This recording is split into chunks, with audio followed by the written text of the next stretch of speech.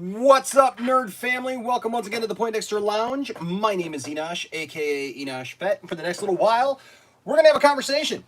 We're gonna talk about stuff. We're gonna talk about nerd stuff. That's right, because that's what the channel is all about. The Poindexter Lounge is a place for nerds. It's a place where you and me and all of my friends, and I consider a lot of you friends, we get together and we talk about the things that we love, be it TV shows, games, movies, sci-fi, fantasy, comic books, superheroes, Star Wars, and everything in between. We'd even talk about toys sometimes.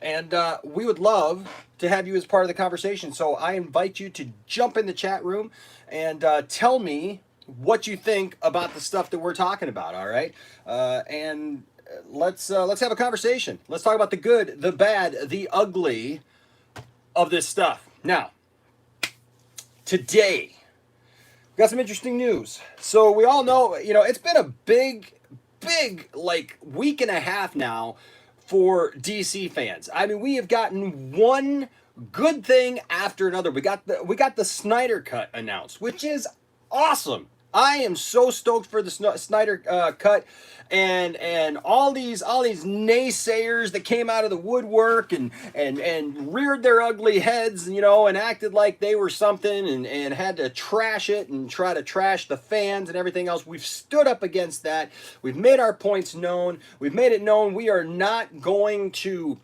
put up with that garbage. We're going to call what is as it is, and stand up for what's right. And we've done that. And we've seen people like Andy Signore back down, totally double back. And, I don't know, I didn't realize it was so important to the fans. Shut up.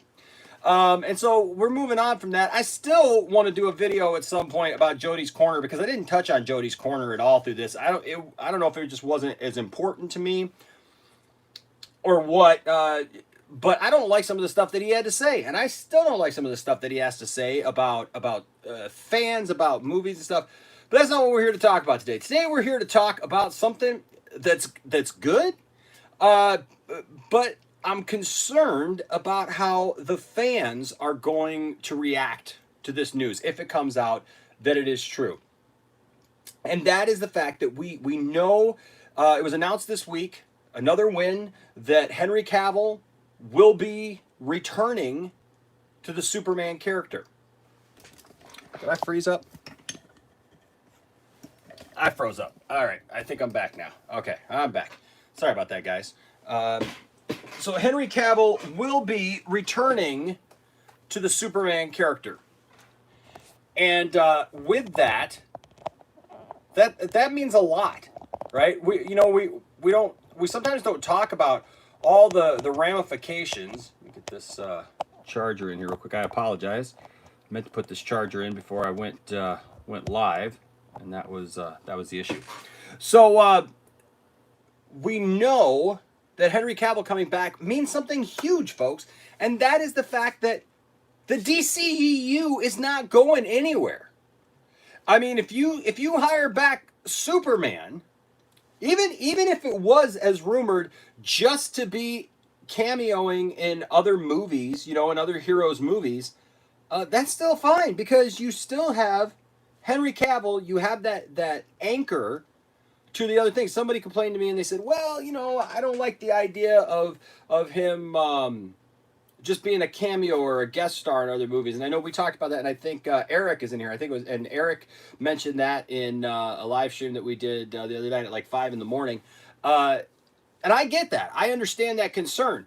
One of the things, though, that has me not concerned about that, if they were to do that, is the fact that he's Superman, and he's the anchor that holds all of the DC characters together. Love him, hate him, whatever you want to do, he is the biggest and best of all the characters. He's the granddaddy, man. He started the thing. He was there from the beginning of this superhero, legacy.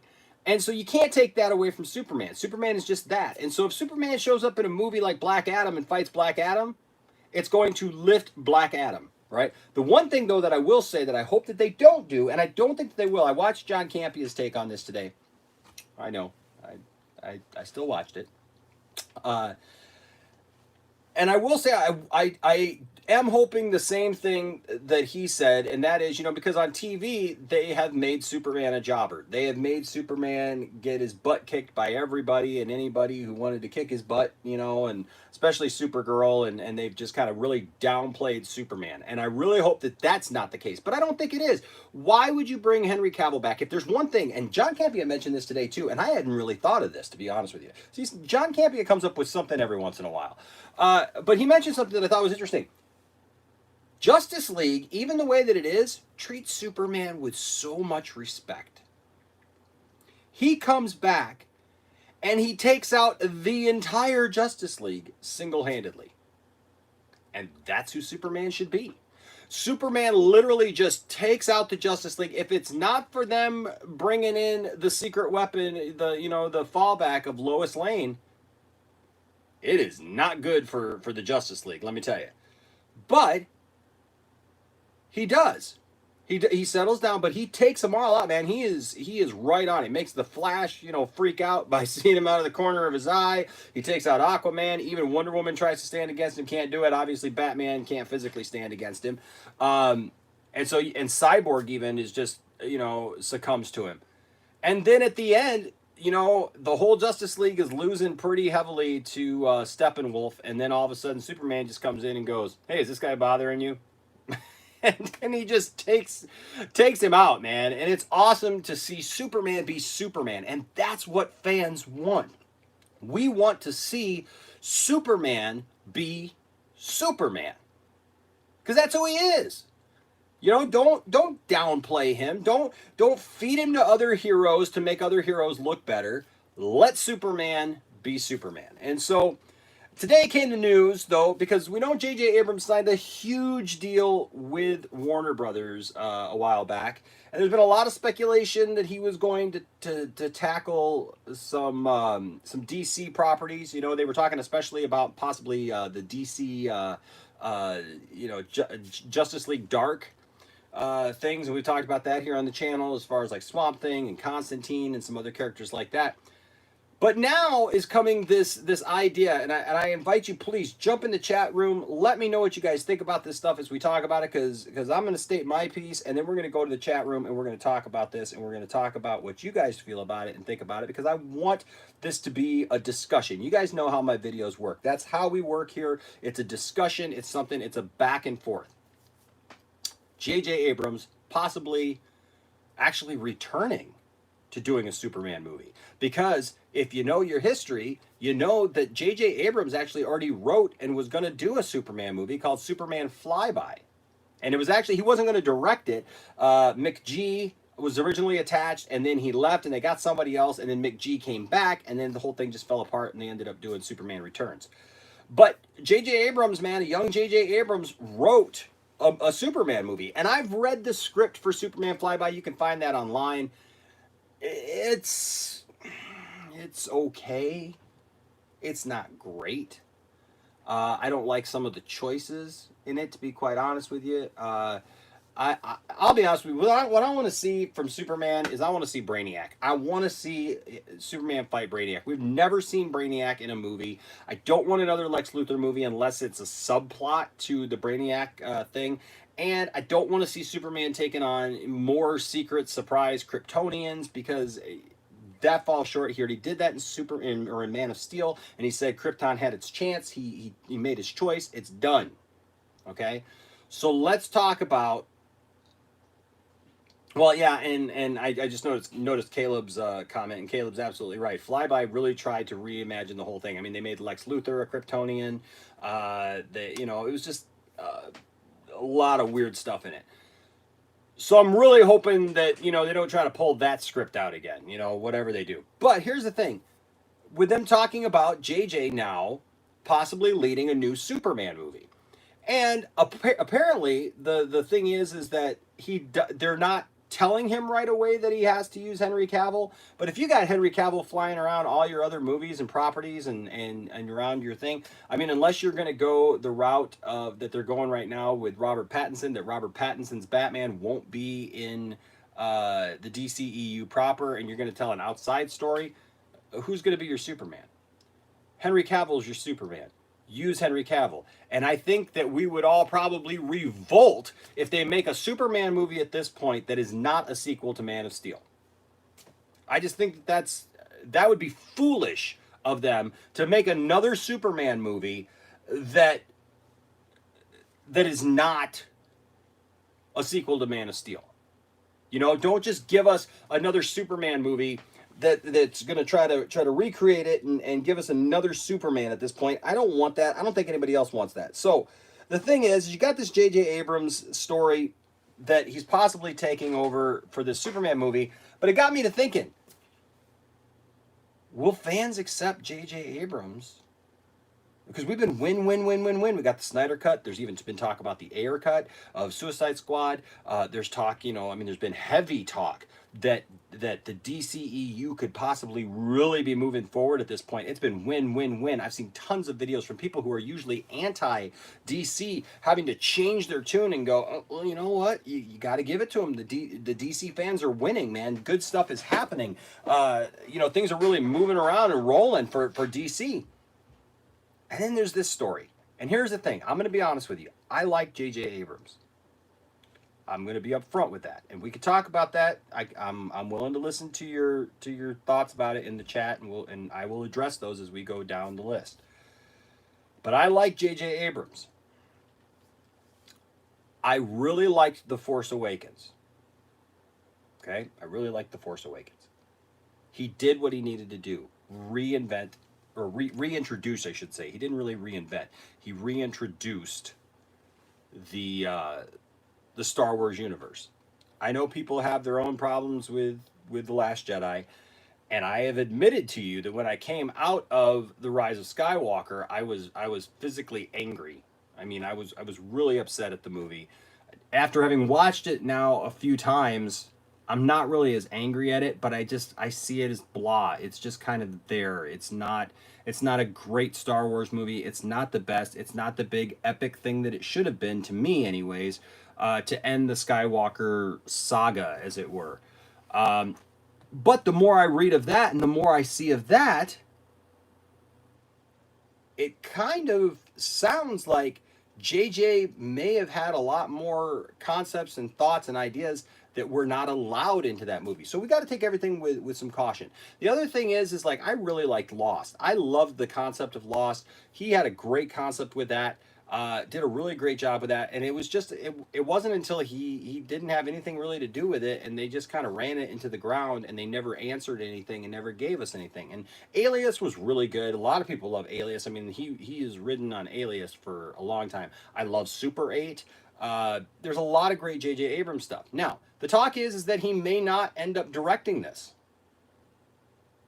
That he may just end up like being the producer on it, getting the thing going, helping to get the story out there and do that, and may not direct it. Either way, like, it's 50-50, right? You're either going to have, it depends upon what JJ you have show up. But I will say this.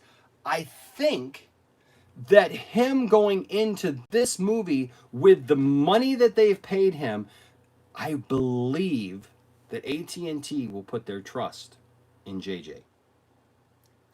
And I believe that Henry Cavill will be very vocal about the kind of Superman he plays. And I believe that that can positively affect the movie. Because if you unfetter Abrams and you let him do what he's good at, we'll get a good movie. But this movie's crucial. I think we can all agree as DC fans, this movie is crucial to where we go from here. As the series of DCEU movies, like I said, you could put him in everybody else's movie, that's fine. But if you give Superman his own movie, this next Superman movie is so crucial. It is important.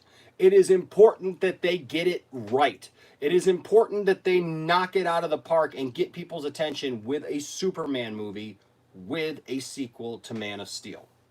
And that's period. And that is just, it is what it is.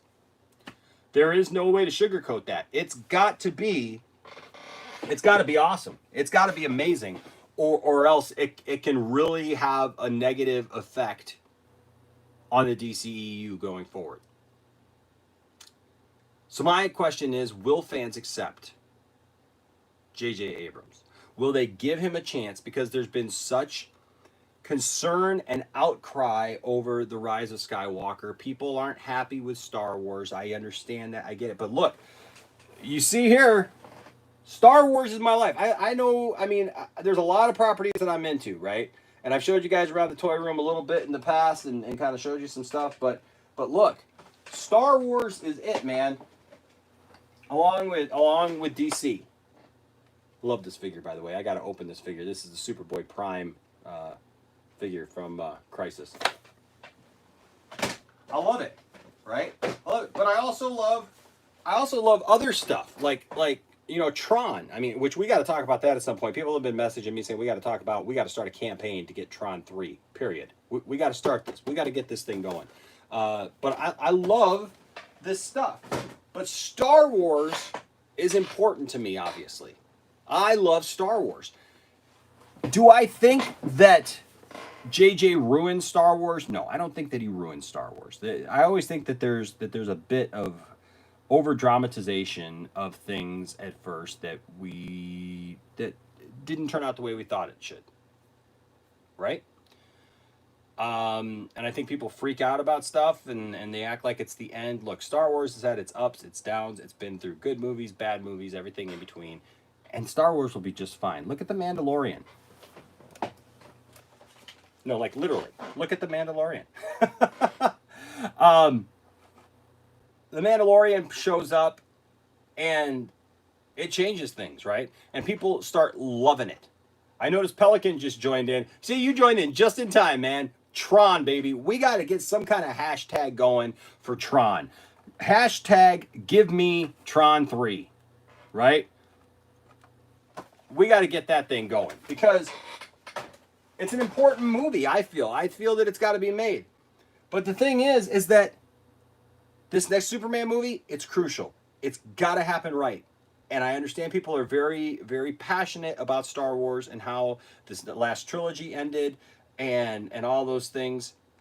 But we got to get this thing right. Superman has got to be done right. We need something that has a strong Superman that moves forward and is good.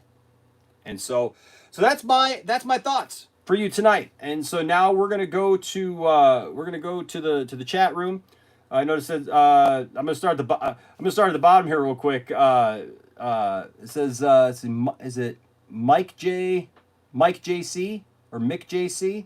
Says your toy room is awesome. Thank you so much. I love this room. I'll give you a little once over here.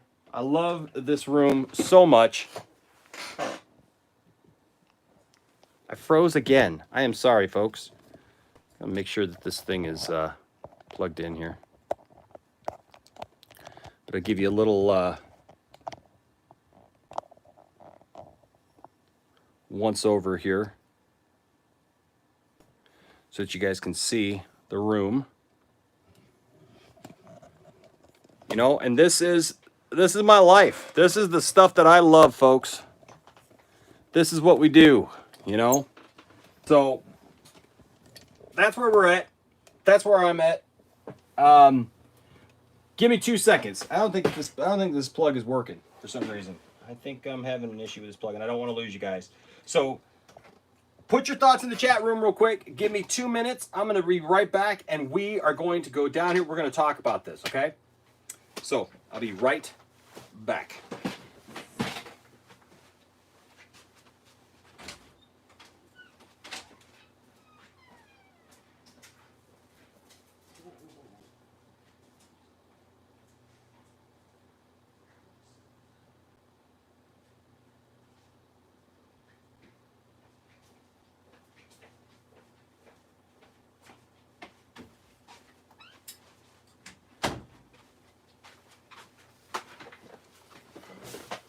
All right, folks, settle in, because we're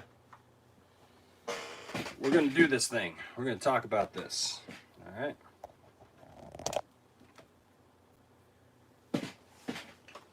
I hope you're all having a good weekend so far. I hope you guys had a good week. Oops. I've had a great week.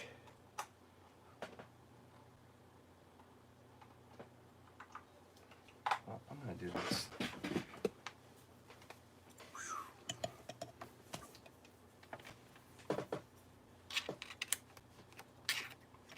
Beauties of live broadcasting. Thought I had all this set up before we started. Whoa! Thought I had it all set up before we went. Check this real quick.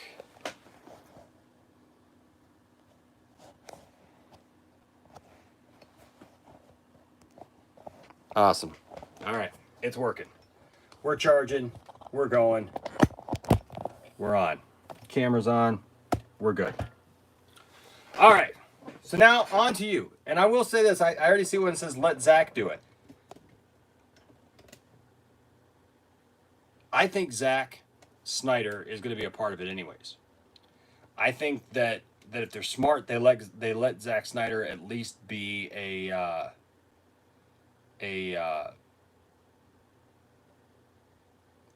producer, an executive producer on it. I mean, I would love if he came back to direct Man of Steel 2. That's what I would love. But if not, let him produce the stuff. Let him guide the DCEU like Kevin Feige is guiding the MCU. All right. To the comments. Here we go. Eric Sledge. What's up, buddy? He says, you got merch, huh? Would you consider I love the DCEU, I love Zack Snyder merch, or Snyder Cult would be epic? You know what? That's a good idea. And I like that idea. Yeah, give me the weekend. We'll see what we can do. And I'd love to. My only concern about doing merch regarding Snyder is this, and I've said it in other videos. I don't want somebody calling me out and trying to say that like I am doing something wrong because I've called out other people. I called out Andy Signore and I called out Jody Corner for putting out these T-shirts and stuff that talk about the Snyder Cut or whatever, and then they don't want to. Well, they don't do it directly to Snyder. They're trying to say, well, we'll give money to suicide prevention and whatnot ourselves.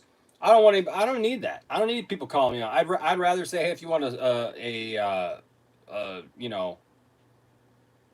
T-shirt that has to do with the Snyder Cut, go to Snyder's website. Go to his pages and stuff, and do the money directly, because that's how you know that the money's getting there. You know what I mean? Like, and I don't have to be a middleman.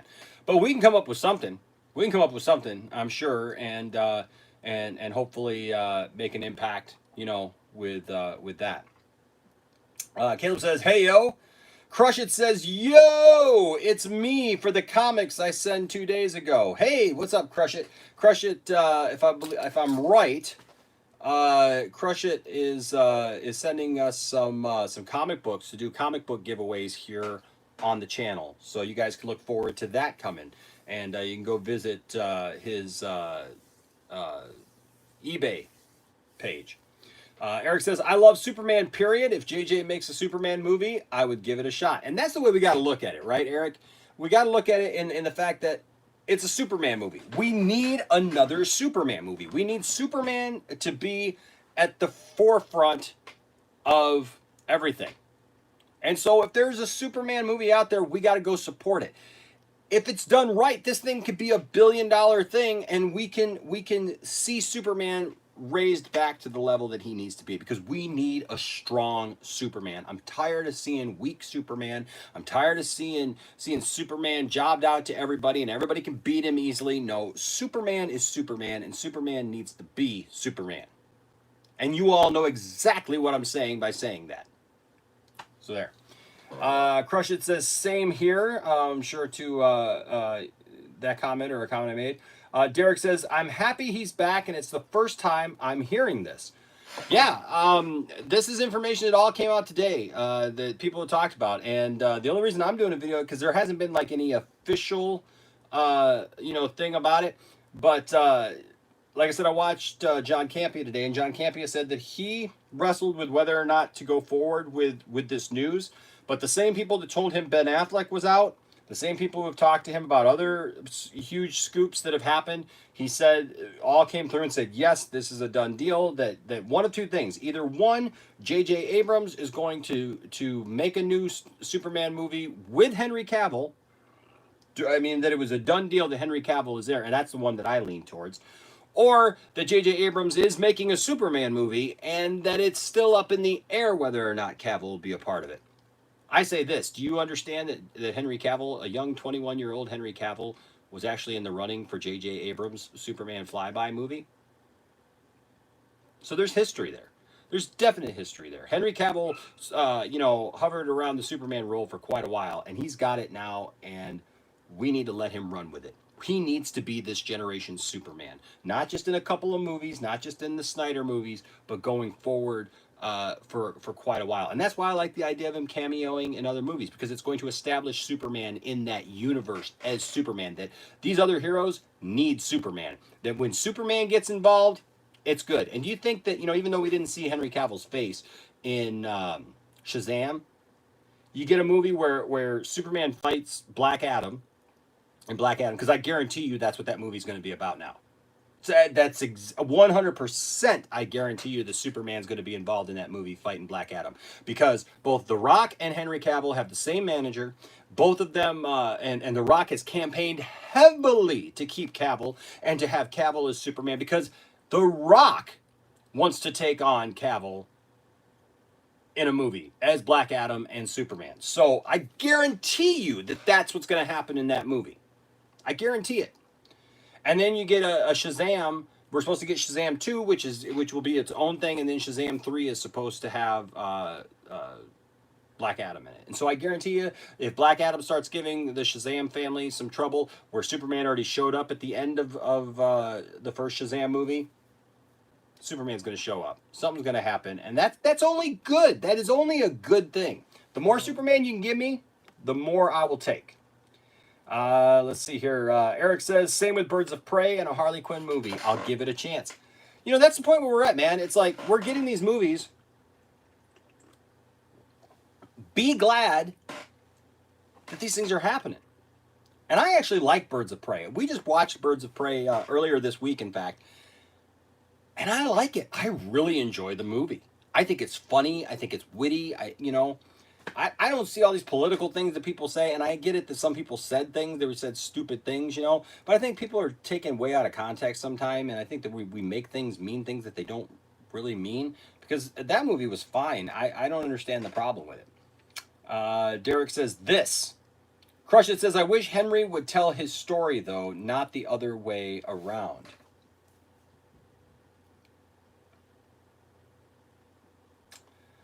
Do you mean his story regarding, like, his issues with Warner Brothers and all of that? Or do you just want to hear from Henry about all this? Henry has been quiet, but I think Henry has to be quiet, because if he comes out too hard, we would have lost him by this point.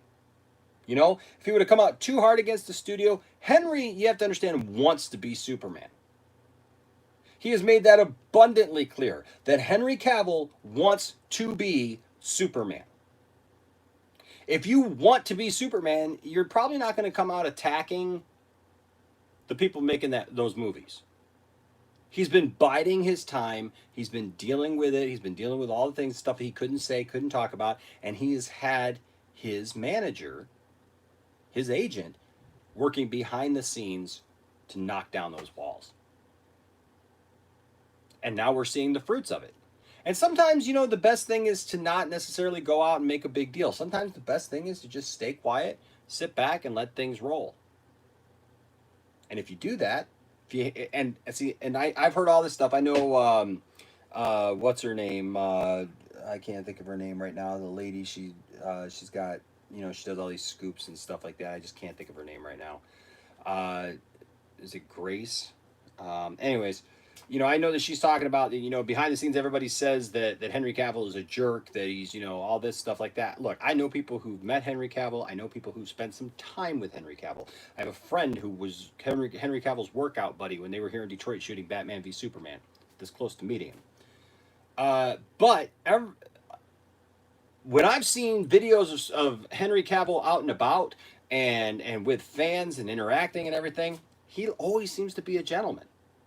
And when it comes to business, sometimes you got to put your big boy pants on, and you got to, you know, put your hard face on and go out there and get what you need. And some people don't like that, but it's business is business. And so I look at it this way. Henry Cavill, is he a huge star? No, he's not. You know, he's done some cool stuff, but is he this amazingly high, you know, does he deserve like the high prices that maybe he wants? Probably not. So there's got to be some, you know, some talk and you know, discussion about that. Caleb says, I am very adamant that JJ should not direct Man of Steel 2. He would make a great producer. His production company is legendary. And I can agree with that, Caleb. I don't know that I'm as adamant that he shouldn't direct. My preference is that he not direct. My preference is that he produce it and make it happen and be the driving force behind it, because I agree with you. He's a great producer. His production company is awesome. You push that forward and you make that happen, and I think that would be fabulous. He directs things, and we all know JJ has a hard time sticking the landing on things. It doesn't always seem to make sense. There's always these weird questions and stuff. So I can just imagine getting into a Man of Steel 2 where there's like all these weird mysteries and questions and stuff, and we don't need that. We need, for Man of Steel 2, we need a straight ahead Superman movie. Right? Can we all agree on that? We need a straight ahead Superman movie where Superman goes in, does his thing, kicks butt, takes names, man, and it's good from beginning to end. That's what we need. We don't need like crazy mysteries about Superman finding some relic from Krypton and he's got to, you know, go back in time, or I don't know what, right? I mean, like, or some, you know, some mysterious person shows up from Krypton and now, you know, there's this mysterious link to his past and everything. We don't end up getting the answers to it, and it's left oblivious, you know, at the end, where it's like, you know, was it ambiguous? There's, what is that? I don't know. You know what I'm talking about. Where it's just like left at the end, like it's, you know, up for us to decide. It's not a mystery. We don't need that. We need a Superman movie, and we need it now. This is the time, folks, that we need a good, heroic, inspiring Superman movie. Caleb says, Superman Flyby tried to reinvent the mythology. You can reinvent the character, but not the mythology. I agree, and I think that's one thing that Snyder did well. I mean, you look at Krypton in his movies, and you know, even though he changed a lot of things about Krypton and made it a little different, tweaked it a little bit here and there, it was still great, because he wasn't trying to reinvent the wheel. He was making something and showing us what it could be. Let's see. Eric says, we got Man of Steel 2. It's Batman v Superman Dawn of Justice Ultimate Edition. Zack Snyder's Justice League is Man of Steel 3. I understand the thinking behind that.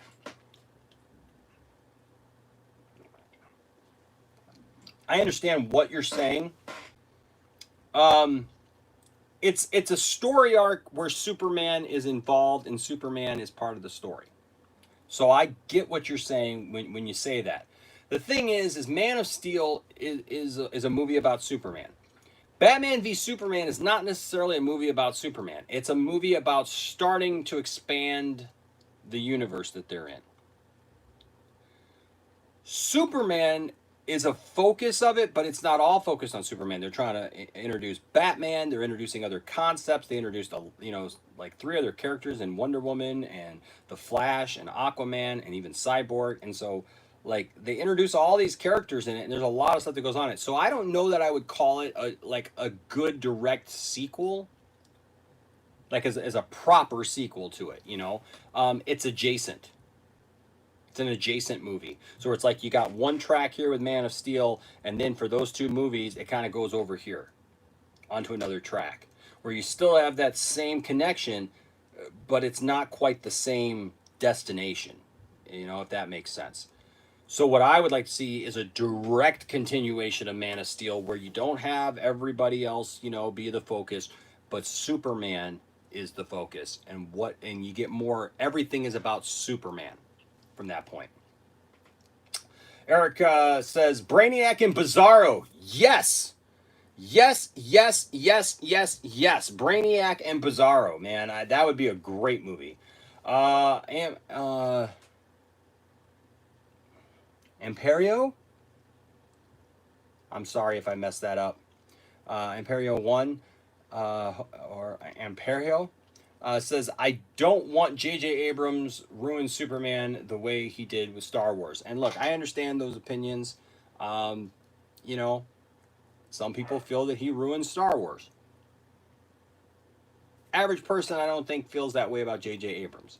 I've heard it brought up the fact that, you know, we who are really passionate about these things and really love these things, you know, we're here on YouTube, right? We're watching videos and we're going to see these movies and we're talking about these movies with people and we're constantly. I talk to average people all the time who are just like, oh, they're making another Superman movie? You know, we've been like, oh, look, we've been in a fury like for the last week. We've been in heaven over the Snyder Cut, and I've literally talked to people, you know, who like are kind of randomly nerd. You know, they like stuff, but they're not like into this stuff like we are. Like every day, I'm watching videos, man. I'm watching Twitter. You know, we're talking about the stuff. I'm doing videos. We're in on this, in on this, in on this, in on this. And then all of a sudden, I talk to somebody and be like, hey, man, what about this Snyder Cut thing? And they're like, what? What are you talking about? Then when I tell them, they're super excited about it. But I've literally had conversations with people this week where they're like, oh, I didn't know that was happening. You know? And I feel that, like, people, that's kind of how the JJ Abrams thing is for some people, is that, like, we all feel like everybody knows this stuff, and, like people feel very strongly about JJ Abrams that he ruined some things and that he made some bad choices. But the average person just went and went, hey, it's a Star Wars movie. I know a guy right now I could talk to all day long about it. But you know what? He's seen every Star Wars movie. He goes, he takes his kids. He's happy to do it. But you talk to him about it and he's just like, yeah, it's a good movie. He doesn't know anything about it. He doesn't know who directed it. He doesn't even know JJ Abrams directed it. Like, he doesn't care. And that's a lot of people. They're just going to go to the movie just because. You know, we're very vocal about it, and because we love these things, you know. But at the end of the day, there's a lot of people who just, they don't pay that close attention. Jeff says, hey, Enosh, what's up, Jeff? Good to see you, buddy. Good to see you, man. JJ can direct. See, Eric says, JJ can direct. Don't let him write the story. Simple. Yeah, like I said, again, you know, I've seen him do some really good writing in the past, but again, it's all in how it's presented, right? It's all in what JJ we get, because I've seen JJ do some really great things and I've seen JJ do some stuff that's like, yeah, it's not so good, you know. So the question is, I think, you know what I think it is? I think that Disney really tied JJ's hands when it comes to Star Wars. I think that JJ's hands were tied up, especially when it came to Star Wars, and that he was not able to make the choices, all the choices they wanted to make, put everything in the story he wanted to make. I even have a sneaking suspicion that if he had had his way, that Star Wars Rise of Skywalker would have been 2 parts, would have been more involved with a lot more things, because it sounds like that from the things that I've heard and I've read. I could be wrong. I could be completely wrong, and I'm fine with that. But, you know, who knows, really, at the end of the day? Unless we get a new cut of the movie. So, I understand, you know, I definitely understand the passion, you know, when people say that about JJ, and then I see Cristiano says, I may be in the minority, but I think JJ is a really bad choice. He always makes the safe choices in his movies. He can direct it, but he's a terrible writer. I'd much rather have Zack return. Look, I'd much rather have Zack return. I want the Superman that Zack Snyder has been showing to us. And I think that, for some people, is an unpopular opinion. But, man, that right there, this is starting to show that we're getting through, and people are starting to understand that this is the Superman that's been in comics. This is a Superman who it is. Superman is not 1938 Superman. Superman is not 1975 Superman anymore. Superman is not 1980 Superman anymore. He has evolved heavily since then. As a character, as who he is. I mean, we just did a whole video, you know, that's like 2 hours long here that you can find here on the channel of like who the real person is, Clark Kent or Superman. Me and Jason, we did a introspective video on that, and talked about who is he? Is he Clark Kent? Is he Superman? Is he Kal-El? Like, who is the real person there? So there are so many now deep thoughts on Superman that we have not even realized yet on screen. Right? So Zach, I think, really gets Superman. If there's anything that I've seen, actually, I encourage you all heavily, strongly. They are now here on YouTube. You don't even have to go to a different site. You don't have to go to Vimeo or whatever it is to look up this stuff. His watch parties for Batman v Superman and for Man of Steel from just a couple of weeks ago are fantastic. Watch those things and listen to that, man. I wasn't even watching the movie. I listened to the last part of his take on Batman v Superman 2 days ago. And I was like, wow.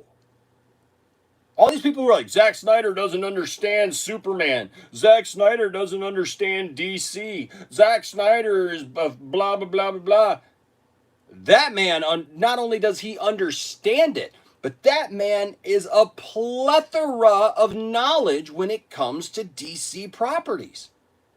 I mean, to just listen to him talk about this scene and break it down in that scene and this choice that was done over here and this that was done with Wonder Woman and this part even with Doomsday and this part with Lex Luthor and who he is and what his mind, set is and the whole Martha scene and everything else. And I'm just like, dang, Zack Snyder, man, he gets it. So look, my first choice for anything is put Zack Snyder in there, let him write the thing, let him direct the thing, because it's his direct sequel to Man of Steel. That's what I would love to see. The problem is that JJ signed this big contract, and I know that they want to turn him loose on something huge, and this is their biggest thing right now. So do you let JJ produce it and give some direction to it and let him work alongside with Snyder? Or do you give it fully to Zack Snyder and let JJ do something else? That's probably what I would want.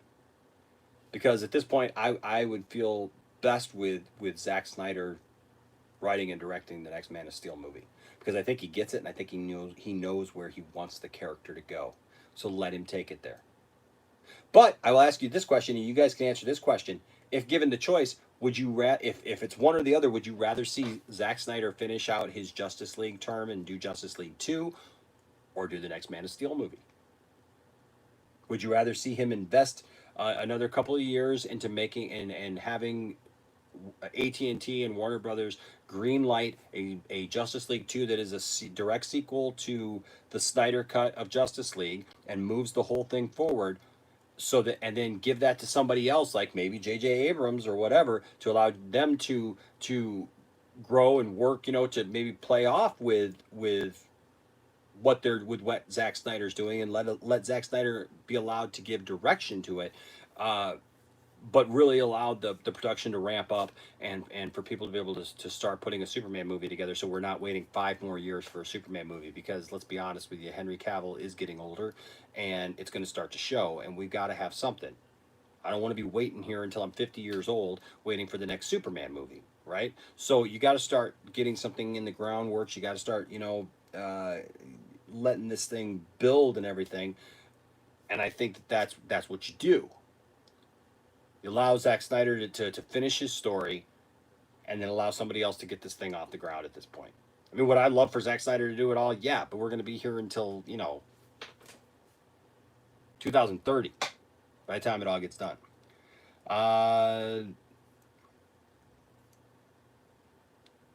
Mike JC says, JJ is a great director.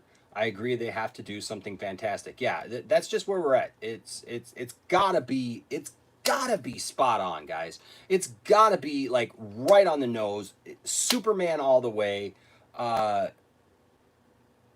That's who he's got to be. And that's all I'm saying. That's all I'm saying. It's just got to be that way. Caleb says, I think there are only two successors to Zack Snyder for Superman 1. Alfonso Cuarón, who directed Prisoner of Azkaban and Gravity, and 2, James Gunn. That's interesting. I would be interested to see a James Gunn directed Superman movie, for sure. I don't know about Alfonso. Prisoner of Azkaban was pretty good. Gravity, I don't know about that movie. That movie, I liked it, but I didn't love it. So, I don't know. But those are, I mean, but I like the idea of having other ideas of who could do these movies. Then we get down to Pelican's comments about Tron. Like I said, we got to get Tron 3 up and going for sure. Hashtag give me Tron 3. We're doing good, man. Mike JC says your toy room is awesome. That's right. You already said that. Thank you so much. I appreciate it. This is 20 years of my life, man, and I love it all for sure. It's inspiring to me to be surrounded by this kind of stuff. Tiffany has been working out of this office, for the last few weeks and last couple of months due to everything that's been going on, and she has she's enjoyed it. She says she loves looking at just everything and seeing what it is, and it excites her, and so that's awesome. Let's see. Eric says I like the Star Wars prequels. See, everybody's got something. There's always going to be things that some people are going to hate, but other people are going to love. And I've said this, and I've said this a lot lately, and that is, you know what changes minds is when stuff goes to TV. When the movies all come out, you get that initial wave, right, of hatred, vitriol. Everybody hates it. And you got the people who saw it once and never see it again. And I will always tell you this: if you don't like a movie, don't just put it to the side and not view it again. Pick that thing up, watch it a couple of times, and make sure that you know that you have your questions answered. If you have questions about a movie that don't seem to be answered, find out.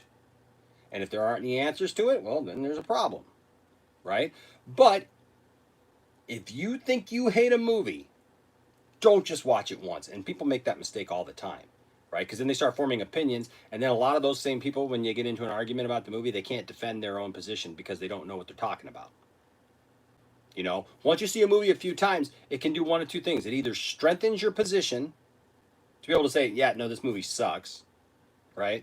And here's why. And that's where people fail at that, right? I get into threads all the time and discussions with people all the time where they say, well, this sucks. Well, why?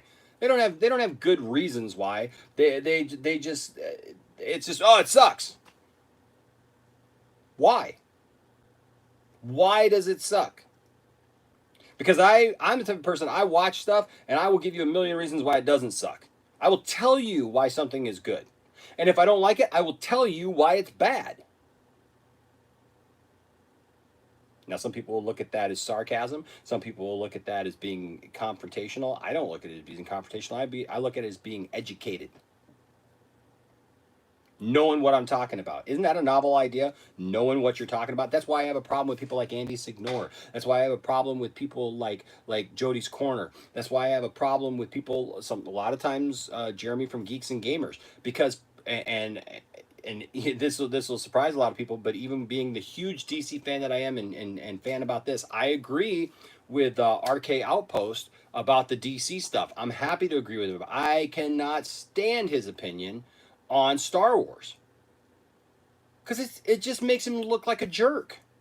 Like, you don't have to look like a jerk. Being rude does not get your point across any better. It just makes you look like you cannot defend yourself. If you're going to have real debates about something and actually talk about it and actually try to, get your point out there, being a jerk or being a DB is not going to help your position at all. I understand that's Jeremy's shtick, and he even says it sometimes it's not the real me. I just put that out there for the. Well, you know what? He's doing that to just rile people up, just to get people to watch his videos and stuff like that, because that's all they care about. People like that's all they care about is getting clicks and views. They don't care about actually making a point. They don't actually care about the properties that they look at. Mike Zero. Mike Zero's out here putting out all these videos every day about just crap. Everybody thought he'd go away.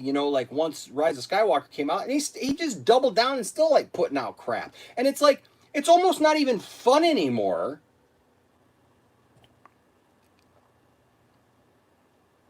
Yeah, we're back. Okay. Sorry about that. I don't know what that was. But no, I was just saying, like, he makes it so that, you know, Mike Zero makes it so you almost just don't even want to do the parodies anymore. But I got a couple new ideas and thoughts on how to do some funny stuff with that.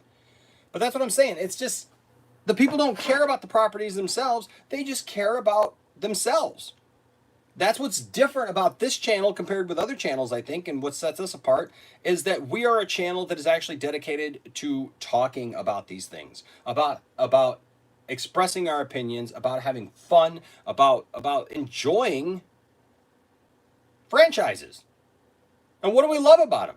That's why a few months ago, like last year, we were all on this hashtag I love Star Wars thing, because we were talking about what do we love about Star Wars? Why are we talking about all the things that we hate about this and that when we should be talking about the stuff that we love, right?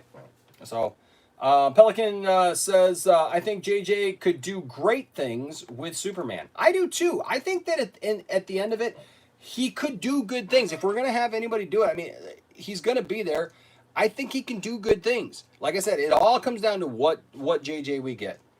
Ampario says, let Zach do it. I hear you, man. Let Zach do it. I would love for Zach to do it. I don't know if that's going to be in the cards at this point. And so the question is like, do we accept it? You know, or are we going to see a backlash against it if they announce it? If they announce that JJ Abrams is directing the next Superman movie and writing it, are we going to get a backlash against it? I hope not. I hope that it's something that we can, you know, say, look, we're gonna wait till it comes out and see what it is. Mike JC says, working on the house mostly now, watching SmackDown. The Truth 31 says, those lens flare shots are vastly needed in a Superman movie. I know. I every once in a while I'll put lens flare in something, and I can't ever do that without thinking about JJ Abrams. I think we all, anytime I see lens flare, that's all I think is JJ Abrams.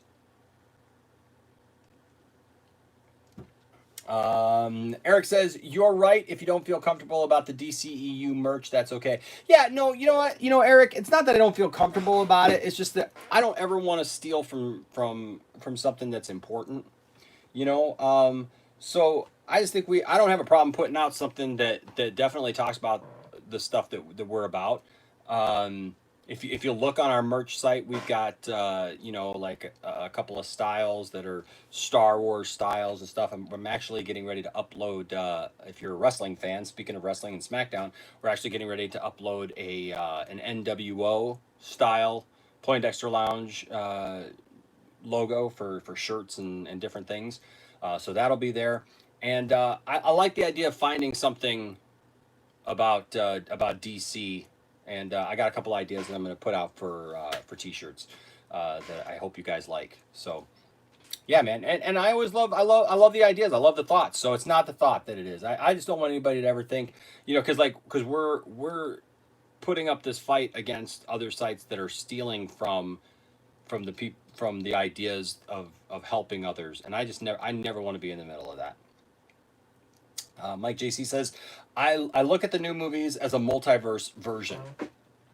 You know, and that's the thing. We can have so many different movies and so many different things. We can have, you know, so many different versions of these characters. Like right now we got Robert Pattinson as Batman. And there's talk that it's possible that Ben Affleck could actually come back and play an older Batman, but in the DCEU. I mean, how do you, that's another question. And that's something actually we've talked about possibly handling in the Poindexter Council here, is how do you handle that? Do you just say that Batman died? Or maybe he just went back to Gotham and is just doing his thing? You know, how do you address that moving forward? if you don't bring back Ben Affleck. The Truth 31 says a JJ Abrams Superman film will have much more broad mass appeal, and I do agree with that. I think the average person likes JJ Abrams movies. They're feel good, and maybe that's what we need, right? Maybe we need just a non kind of controversial Superman movie that just gives us kind of the upfront stuff that JJ gives sometimes, and just tells that story. Maybe that's what we need right now. Cristiano says, I don't think Birds of Prey is full of political stuff, though I think it's a very flawed movie. I just hate the way that movie portrays Harley Quinn, just my opinion. So that's a good take, Cristiano. Yeah, I don't think it's full of all the political stuff that people made it out to be. People were trying to make it out to be some SJW thing, and they rode that hard for a while, and I just don't see that. I just see it as a bunch of women who come together in the story. They form a group, and of course, they're going to kick butt because they're going after, they made such a big deal about, they're fighting men and everything. But yeah, of course they're going to fight men. They're fighting Black Mask and all of his guys. I mean, come on. You can't have, Wonder Woman fights men. What the heck? Why does Wonder Woman have to fight a woman? Like that, whatever. I don't agree with that it's like, and that's what, Wonder Woman 84 coming out. She's going to be facing a woman, but she's also going to be facing a man in that story as well. So I agree. It's not perfect. It's not a perfect movie. And there's some things about Harley Quinn in there. Like, I don't like the kind of, I know there's a big argument that people have over-sexualized Harley Quinn, and I understand that concept. But Harley Quinn's pretty sexy. Let's just admit it, right? That's her character, and especially her character in Suicide Squad was very sexy and sexualized, and I think that's what people came to expect with Margot Robbie's Harley Quinn, because let's face it, Margot Robbie is gorgeous, and she played that role perfect. I think Harley Quinn's portrayal in Birds of Prey is a progression of who Harley is. It's a part of who Harley is. Because if you watch the cartoon, have you watched the Harley Quinn cartoon? That's a really good showing of Harley trying to make a name for herself. But she's still Harley. The cartoon gets it right in the fact that she doesn't change those things about herself. She doesn't get all kind of mopey and cut her hair and kind of look, all thrown together. Although I will say, Harley Quinn having different outfits is fine with me. I think that's cool, But it is a little strange, her going from... I do like the kind of the running gag now that we're getting in Harley Quinn movies where we're seeing other outfits that she had. Like in Suicide Squad, she had the red Jester outfit. We actually saw her in it. Which, come on, guys, that's fabulous that we actually got that in live action, her and the Joker together like that. But she pulls out, the thing, and she kind of alludes to it and puts it back, and then she puts on the Daddy's Little Monster shirt or whatever. And then in Birds of Prey, she pulls out the Daddy's Little Monster costume, and she's like, oh, this one's got sentimental value. So I like that idea that next time we see Harley Quinn, she's going to be wearing something else. I like seeing that with her character. So, and her character is a little, it's a little bit different, but I think the basics are there. Mike JC says, I did meet his stand-in at the Flint Comic Con. He said he was a great guy. I'm guessing that was my my comment about Henry Cavill. So, yeah, that's what most people say about Henry Cavill that I've heard. There's only a slight few, and it's most people who are doing business deals or something like that. And you're not going to please everybody when you're doing business deals, and you need to get more out of it. Caleb says, I remember when David S. Goyer was writing Man of Steel with Zack. Zack said he couldn't get Goyer to leave Krypton. Goyer wanted a whole movie on Krypton, so Zack convinced WB to give Goyer a TV show. Yeah, and Krypton was, and he says, and that's how Sci-Fi's Krypton was born. And that was a good show. Probably one of the best incarnations of Doomsday we've ever seen. He looked fabulous. There were some choices in that show that I didn't quite like, but when the show kicked into gear, it was really good. You know, it took a while to get there. There was a lot of build up. It was a slow burn for sure. But once it kicked in, man, it was good, right? And so I hear you. The Truth 31 says Superman, Man of Tomorrow, directed by JJ Abrams, starring Henry Cavill, in theaters July 4th, 2023. Bro, I already got chills. Look at that. I hear you, man. It would be a cool thing. I would not hate on it. I would not hate on a JJ Abrams directed movie of Superman. I just wouldn't. You know, I would be excited and look forward to it and accept it.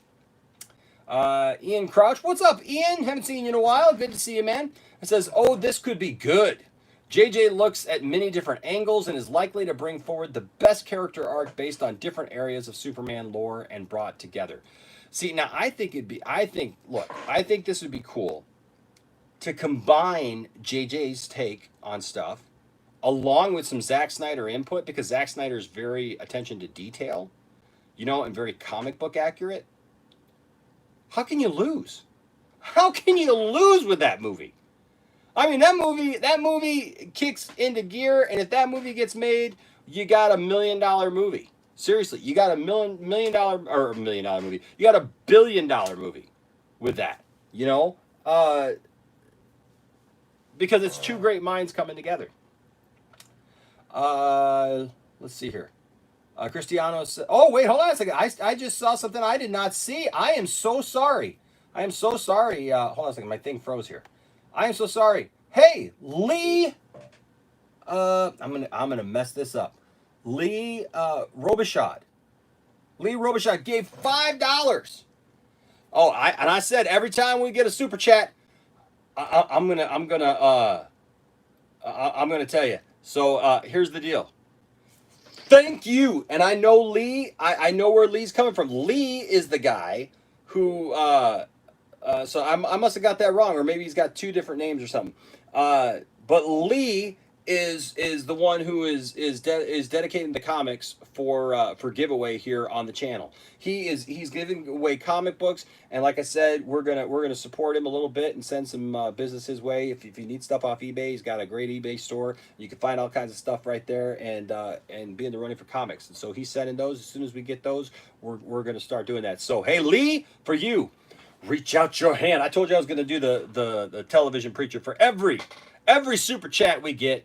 You get television preacher Enosh. So right now, right there where you are, brothers and sisters, DC fans everywhere around the world and around the multiverse, it is time. It is time to see the truth. The truth is that Lee has pledged $5. Yes, $5, not $1. No, not $2. Oh no, not $3. Not even $4. But Lee has come forward with $5. He supports the channel. He supports the work that we are doing here at the Poindexter Lounge. He supports the fact that we love DC, that we love Star Wars, that we love all things nerd, and we supply a place for each and every one of you to come and to let your voice be heard. That's right, we support the nerds, and the nerds are heard. Can I get an amen, somebody? We support the nerds, and the nerds are heard here at the Poindexter Lounge. So thank you, Lee.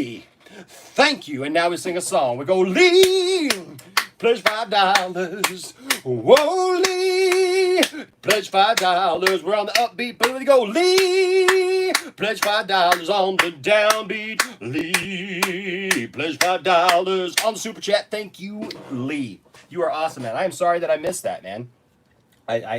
I still got to get used to that. I was down in the chat and I didn't see it. And so thank you so much. That's our little commercial. And I will say this. I'll take this chance right now that I want to say a shout out to all of our Patreon supporters. You guys are awesome. I appreciate each and every one of you guys so much. I could do songs about you guys. But this month, all through the month of June, we're starting now, starting a little early. We haven't done a giveaway in a while. We got... we used to do giveaways all the time, and I don't know how we got away from doing giveaways, but we got stuff to give away still, actually. And so right here, this is going to be the giveaway for the month of June. If you pledge anything during the month of June, even $1, And like I've said time and time again, we do not expect people to give money to us. We're not going to sit here and beg you. We're not going to be like one of these channels that, make it all about that. I like to talk. I like to let people's voice be heard because I like that. I like that term. We might have to make a T-shirt about that. The Poindexter Lounge, a place for nerds, and the nerds are heard. I like that. But this month, if you give anything, even up to $1, even down to $1 or whatever, you will be in the running for this Weird Al, the Complete Al DVD. And it's a great little documentary. It's like a history of Weird Al, but it's not. It's a mockumentary about his life, and I love this movie personally, and so I want to make this available to you guys this month. If you're, all you gotta do is be a Patreon supporter. That's all you gotta do, and you can find all that information down in the links below to our videos. Patreon.com/Poindexter Lounge, and that's all I'll say about that. But it's there. So thank you guys. Back to the chat. Cristiano says, I've always preferred the darker version of Superman rather than the Boy Scout. I hope they go dark for the sequel, although I doubt they'll go in that direction. Yeah, I think at this point, we're going to see bright Superman.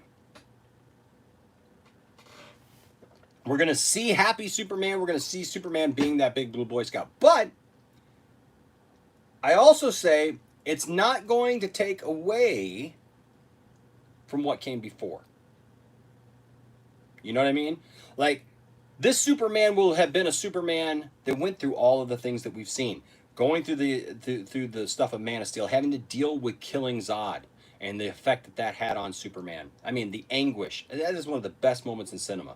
That anguish that he feels. And it bugs me. It irks me so much. There's two things in these movies that irk me so much. One is people gloss over Superman killing Zod, and they either say, well, Superman wouldn't do that, which is bupkis. Pardon my French, but it's totally wrong because Superman's always killed Zod. I mean, in all kinds of situations. So that's not true. Superman does not have a no-kill policy. Superman has to do everything he can until you can't do anymore, and that's what he did. And he begged and pleaded with Zod in that movie, please stop. And Zod said, no, I will burn them all to the ground. I will kill everyone. And so he had to do what he had to do. But it's still the anguish, the way that he cries out at the end of that. Oh my gosh. I hate it when people gloss over that part. And they treat it like that. And also the Martha scene. Because the Martha scene is much more powerful than people want to make it out to be. It's set up throughout the entire movie. And people want to act like it's some stupid Step Brothers remake thing. And that is not what it is at all. If you watch that, if you actually pay attention to it, you see how important the Martha thing is. That it's not about the name. The name is irrelevant. It's about Batman having had his rage absolutely consume him to the point where he did not look at Superman as a real person. All he looked at him was an alien and a threat.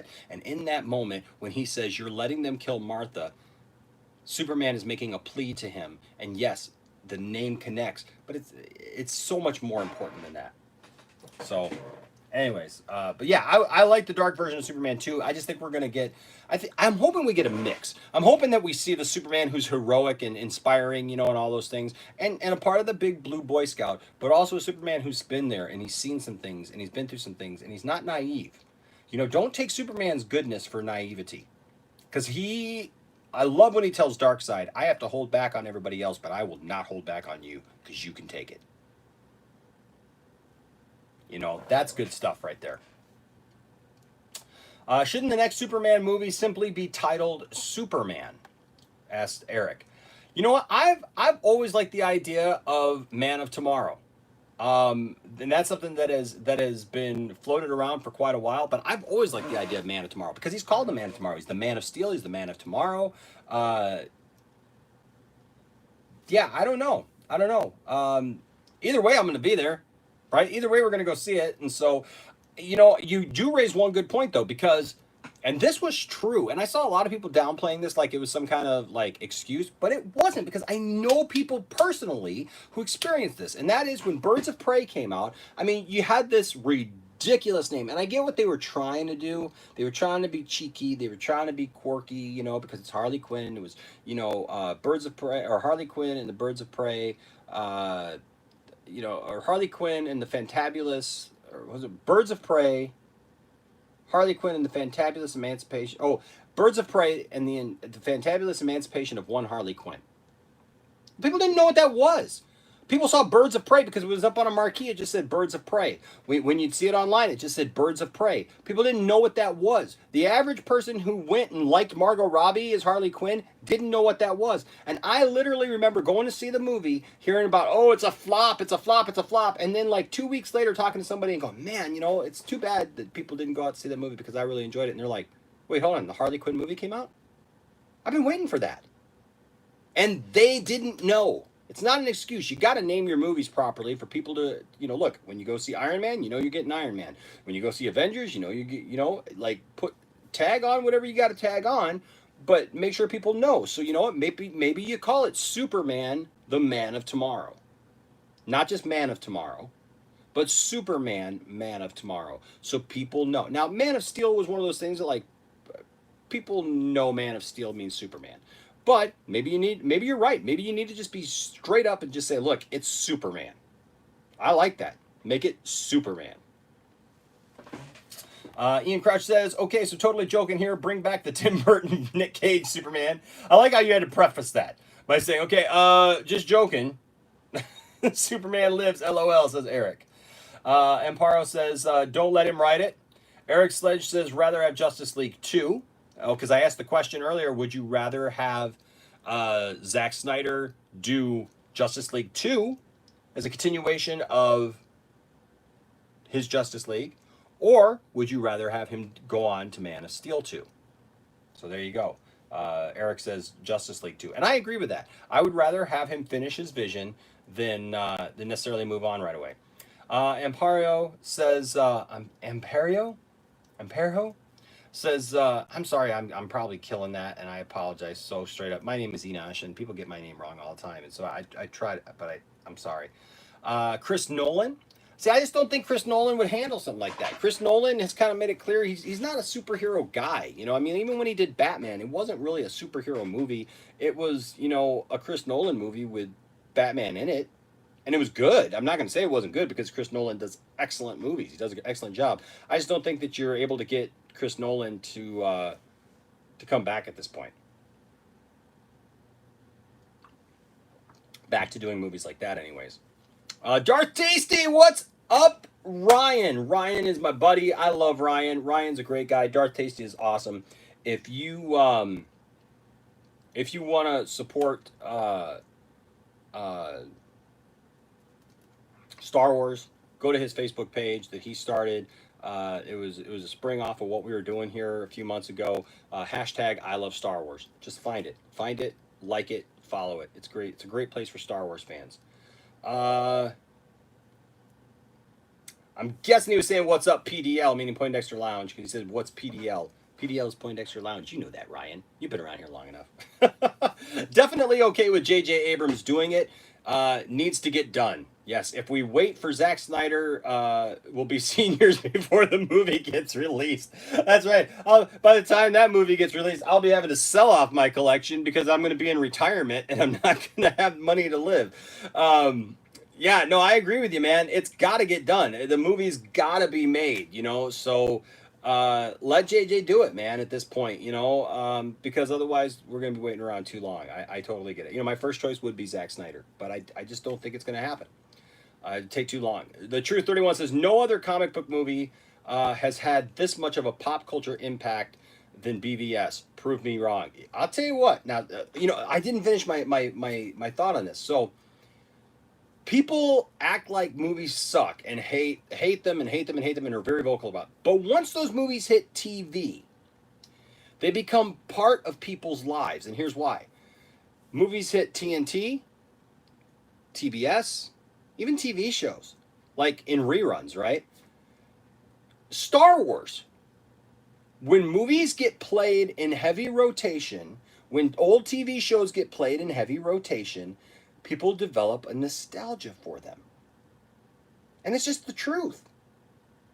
There's all kinds of movies that people didn't like in the theater or did not do well in the theater that once they hit TV and they're in regular rotation on TV, all of a sudden they become part of people's lives, because now all of a sudden people are just cleaning the house and they're just like, oh, I'm gonna throw a movie on. Oh, look, Batman v Superman's on. Yeah, I'll throw that on. Yeah, I haven't seen that in a long time. You know, I didn't really care for it back then, but then they'll be watching it and be like, oh, I don't remember that part. And, oh, that was pretty good. And before you know it, they're sitting down, you know, they're eating their dinner and they're watching that, you know, or they come together on a Friday night and all of a sudden, you know, Batman v Superman's on and they're like, oh, there's nothing else on TV. I'll watch Batman v Superman, and they watch it again and again and again and again and again, and all of a sudden it gets in their minds and they're like, well, you know, this is actually pretty good. Batman v Superman has definitely affected pop culture. It's definitely stepped in, you know, the Ultimate Edition has stepped in and become something that is either dividing or it's something that people absolutely love. And that's a good movie. Dorothy says Mike, meaning Mike Zero, is never going away. He's like the plague or a locust. I love it. Eric Sledge says Meteor Man reboot. Sure, why not? Meteor Man. That's a throwback. Ian Crouch says, I agree. It's knowing your own mind about something and having substantive. Is that the word I was looking for? And having a substantive reasons for liking and disliking something and being able to articulate that to other humans. Exactly, because you got to be respectful, folks. You know, I try to be respectful of everyone. It's only once in a while that, you know, that I just got to come hard down on something. But, you know, yeah, it's, you got to do something, you know, but you got to be respectful of everyone. And that's what I try to be. Let's see. Ian Crouch laughed at what Eric Sledge said. He says, I'm not joking. It's a good film. Meaning Meteor Man. It's a good character. Darth Stacy says, I enjoyed Meteor Man. Was funny. It's been a long time since I've seen that. Darth Stacy said the same thing. And Eric says, I have the DVD.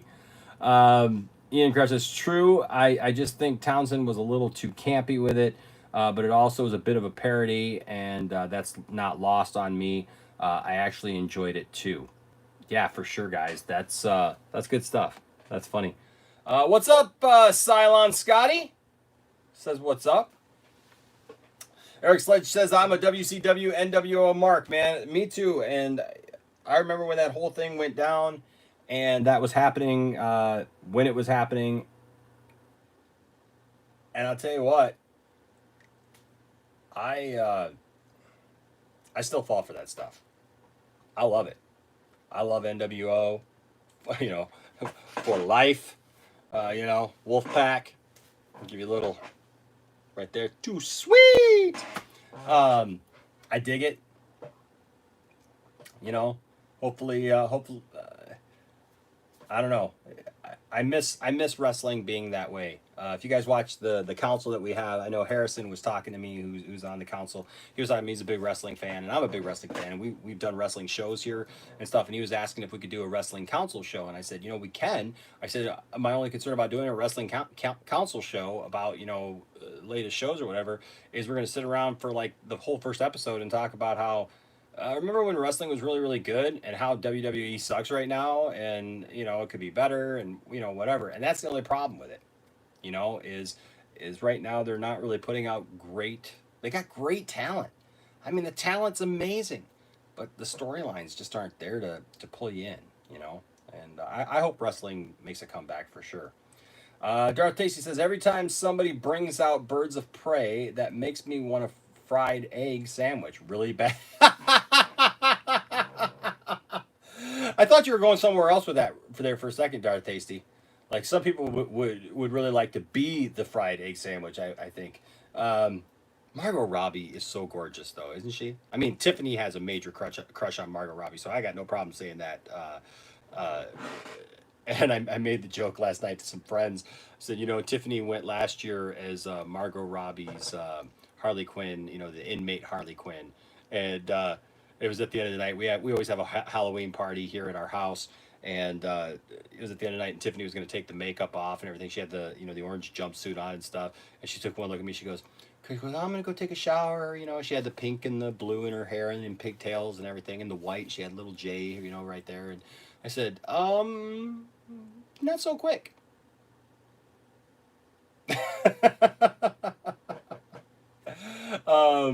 Eric Sledge says, to a fried egg sandwich, right? Well, I just watched it the other day and I was like, man, a fried egg sandwich sounds really good.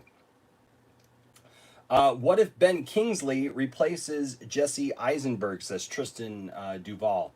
So Ben Kingsley would have probably been a really good idea originally for Lex Luthor.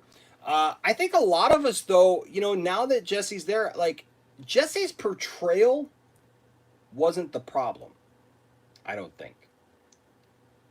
I think that it was just a shock to the system to see a young Lex Luthor compared to a slightly older Superman.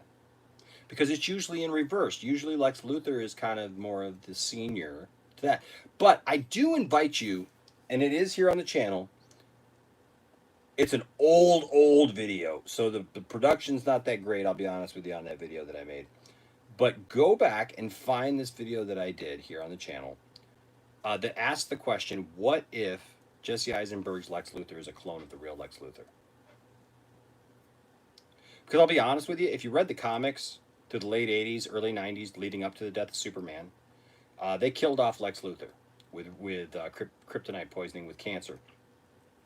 And you found out later that he cloned himself and that he came back as his son, Alexander Luthor Jr., the second, I guess it was. And he was a long-haired, red-haired guy who came back, and at the time, he was very, much a strong, tycoon type guy. But in the world that we're living in now, the rich guys are people, like the Zuckerbergs and stuff like that, kind of these nerdy kind of guys. And so that's who Jesse Eisenberg was playing. That's kind of the Lex Luthor he's playing. But you notice in Batman v Superman, he talks about his dad a lot. Excuse me, a lot. And he even has a scene with the senator in the room where he talks about the room, that how he left it exactly the way his dad had left it. Because who knows, he feels like his dad could walk back in at any time. It's an interesting thought. And once he shaves his head at the end of Justice League, and apparently we're supposed to get, or at the end of Batman v Superman, he gets his head shaved. But I'll tell you what, apparently in Zack Snyder's Justice League, we're going to get more of that Lex Luthor, because there's more to it. And I think that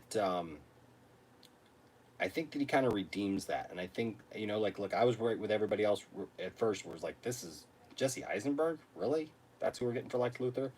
And there's some things about Jesse Eisenberg that really bugged me, but man, his portrayal of Lex on the back of that boat at the end of Justice League, where Deathstroke shows up, was phenomenal. That was really good.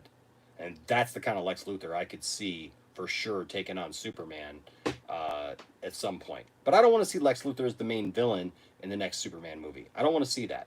I want to see something new. I want to see something fresh. But let Lex be a part of the story, because Lex was part of Justice League, and moving that story ahead. So it also depends upon how Zack Snyder uses Lex Luthor in Justice League, in his version. So let's see that, and then we'll talk. Arkham Origins. Arkham Origins is my favorite Batman game.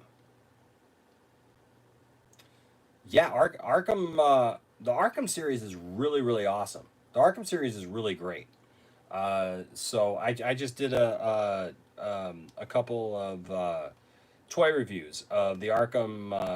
That is with the Arkham Asylum Joker, and then also I've got the Batman. The video's already shot. I just got to upload the video. I'm going to do that tonight. So those are great games. Darth Tasty says, I only saw the first season of Krypton, but I enjoyed it. The first season was like, the first half of the season was super slow, and then all of a sudden it kicked in. I'm a couple episodes into season 2, but I haven't finished it yet. So I haven't finished it either. Lee says, you got it. That's right. Lee's good, man. He's going to be sending those comic books, and you guys can look forward to that.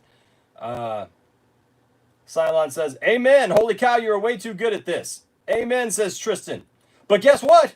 Right under that, Darth Tasty gave a $3 I can't even think about what they're called. Super chat. Super chat. Oh, he's giving $3 to hear another sermon. Well, let me tell you something. Darth Tasty, 2099. You don't have to wait. Oh, no, you don't have to wait to 2099. Oh, no, and we don't want to wait till 2099 to get that Superman movie, ladies and gentlemen. Oh, no. If we sat around and waited for Zack Snyder to get that Superman movie, we'd be waiting until 2099. But we don't have to wait. Thank you, Jesus. We don't have to wait to 2099. But behold, JJ Abrams has come. JJ has been sent from the heavens above, we believe. And he has come to take over this thing we call DC. And he is going to lead us. Oh, can I hear somebody say, lead us? Anybody in the house that can hear me say, lead us?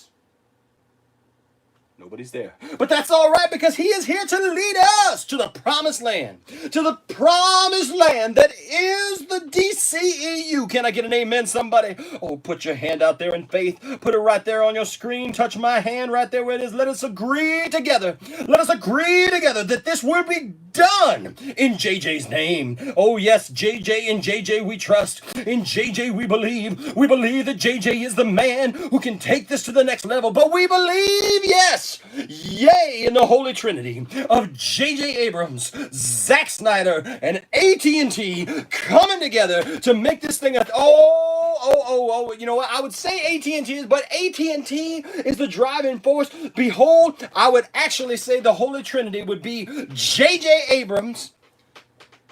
It would be Zack Snyder producing, with Henry Cavill as Superman. Oh, can I get an amen, somebody? Some choir, can you hear me? I said yes. I said yes. I said yes. Say yes today. Say yes. Let JJ in. Let Zack Snyder in. Let Henry Cavill in to save your comic book soul. For behold, once you have done this, you shall be saved. Oh, you shall be converted to DC. You shall be converted to a new way of thinking, to a new way of comic book movie seeing. You will be seeing what was supposed to be from the very beginning. Can I get an amen, somebody? If you want to see more of this, behold, give to that super chat right now. Oh, click on it, whatever your donation. We will take whatever donation you can give. We will take it all. For behold, it all goes to a good place. Oh, no, I am not claiming to be anything else, but other than this channel to say, look around you. Look around you. Look at how we are surrounded by greater cloud of witnesses. Oh, yes, the Star Wars series, the G.I. Joes. Oh, we got the superheroes. They all encompass everything that is nerd, and they overlook us, and they see us. And I want to tell you right now, we love being a nerd. Do you love being a nerd right there where you are right now? Can you say that you love being a nerd?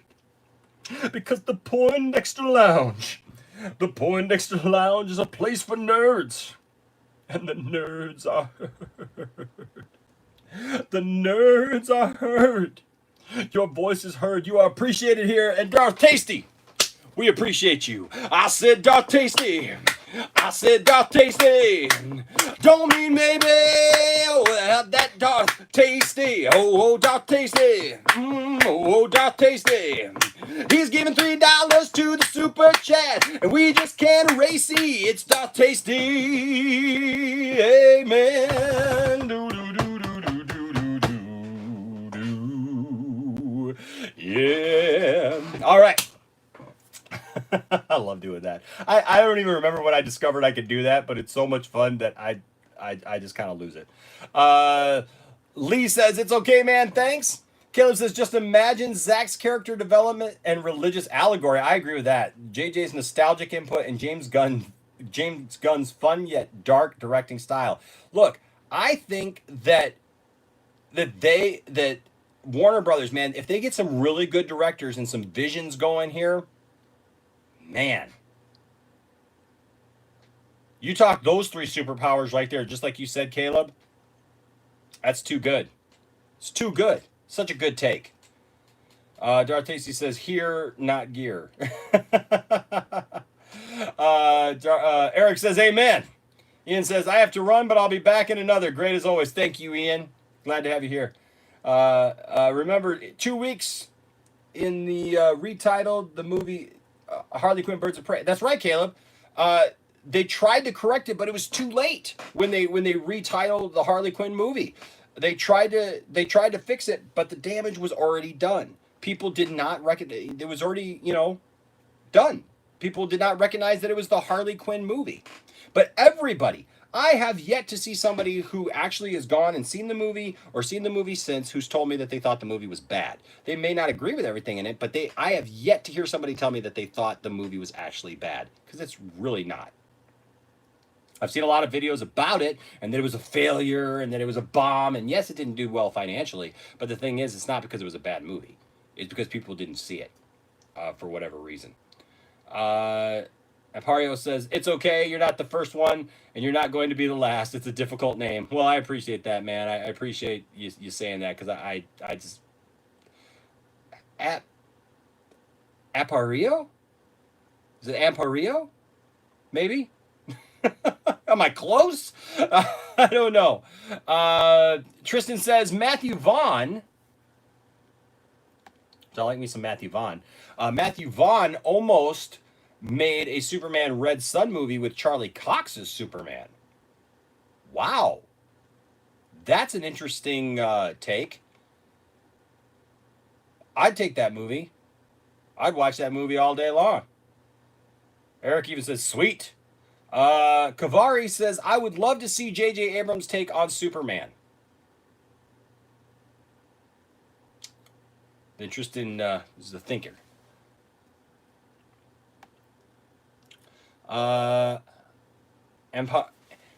Ampario says, I agree with you. Or Pario says, I agree with you about Lex Luthor. Yeah, it's an interesting take on Lex Luthor for sure. Like where that character actually is, and if it would be interesting if they actually revealed one day that he was a clone that whole time of the original Lex Luthor. Remember Superman Flyby? JJ wrote that script 20 years ago. The guy has love for Superman. Yeah, I mean, he loves Superman. He does love the character. He loves the idea. So having anybody who actually has respect for the characters and stuff is a good thing. That's always going to be a good thing. Caleb says, I remember one dude reported that they must have swapped the names on accident, and Jesse Eisenberg was actually playing Alfred, and Jeremy Irons was playing Lex Luthor. That's funny. That's funny. Can you imagine Jesse Eisenberg as Alfred, though? That's funny. Eric even said, that's funny. And everybody's laughing. Lee says, I wonder what happens if he gets a $100 donation. Oh, dude, you don't even know.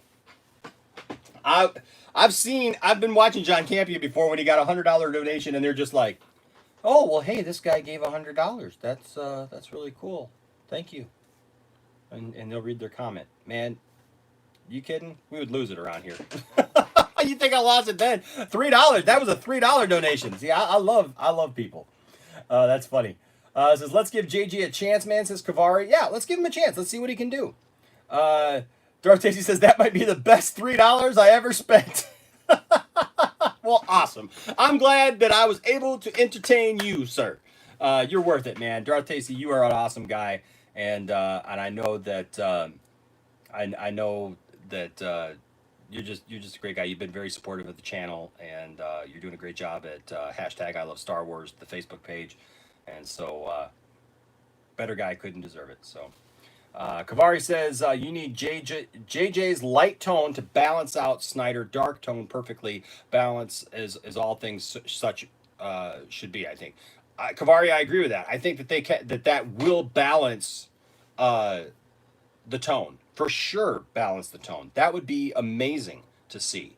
That get balanced in a way that people can accept it, because then you got the people who like the darker tone. You have a little bit of that mixed in there with the lighter tone. I mean, it'll work. It'll definitely work. Kavari says Batman or Birds of Prey wasn't great, and it wasn't bad. It was meh. And and I get that. Every movie's not going to knock it out of the park for everyone. You know what I mean? For me, I don't think it was a great movie, You know, I wouldn't say it was a great movie, but I smiled the whole time. I was smiling the whole time, watching Harley, watching her do. I just love Margot Robbie as Harley Quinn.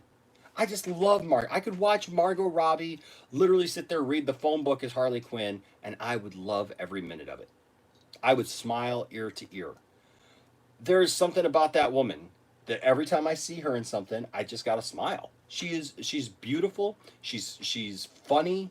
She's just good at what she does, you know, and she's great in that character. And so, like I said, she could read the phone book, and I would sit and watch it and smile ear to ear. And look, if I could watch a movie and be smiling and it makes me happy, then it's good for me.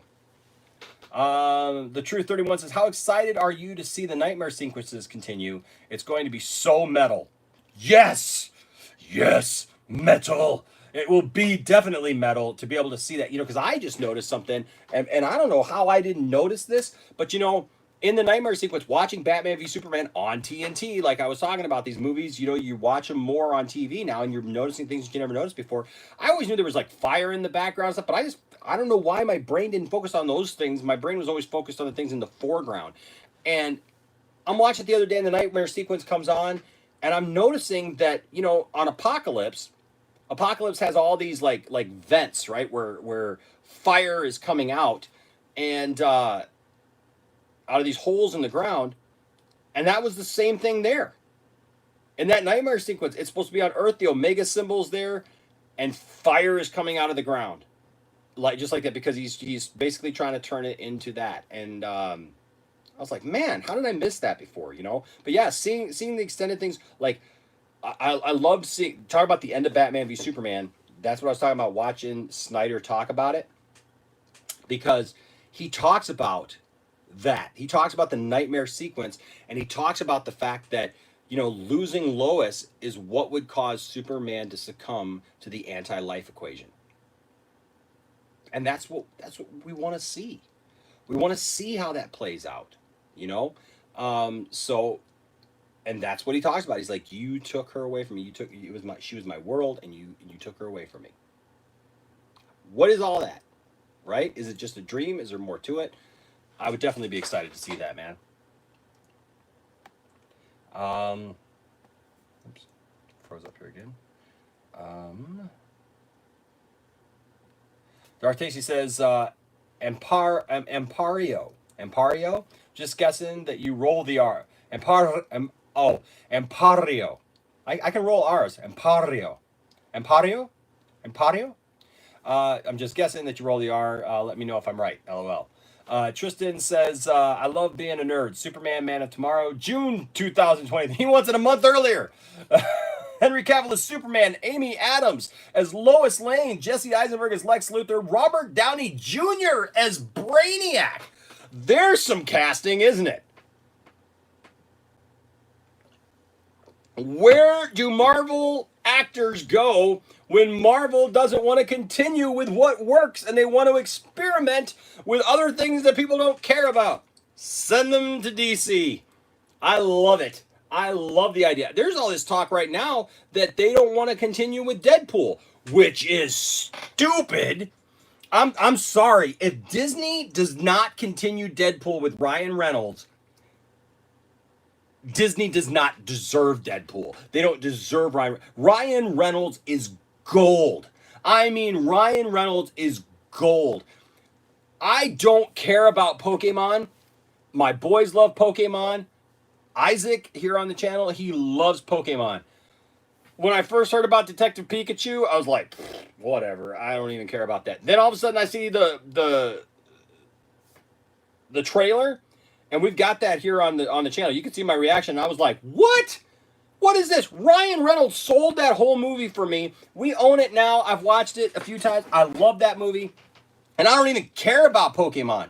But you give me Ryan Reynolds. Ryan Reynolds, man, is amazing. And now there's this talk that Ryan Reynolds actually wants to come back and play Green Lantern. After all of that, after shooting Ryan Reynolds in the movie Deadpool, by being Deadpool, shooting Ryan Reynolds in the past, who was reading the Green Lantern script to be in there, like, and all the attention that got, and there was a lot of we've talked about that before here on the channel. There was a lot wrong with Green Lantern. He still now possibly wants to play the character. I'm not saying that's going to happen, but he's still interested in it now. Why not? Send them all over. If you guys don't know what to do, we will. But I'm telling you right now, Disney, you better make another Deadpool movie, because you have got gold there, and people love Ryan Reynolds' Deadpool. You're stupid if you don't want to do it. And don't give me this crap, we're Disney, we can't put out, raunchy movies, whatever. Excuse me. I'm getting a little verklempt just thinking about it. It's freaking Deadpool. Let him do what Deadpool does.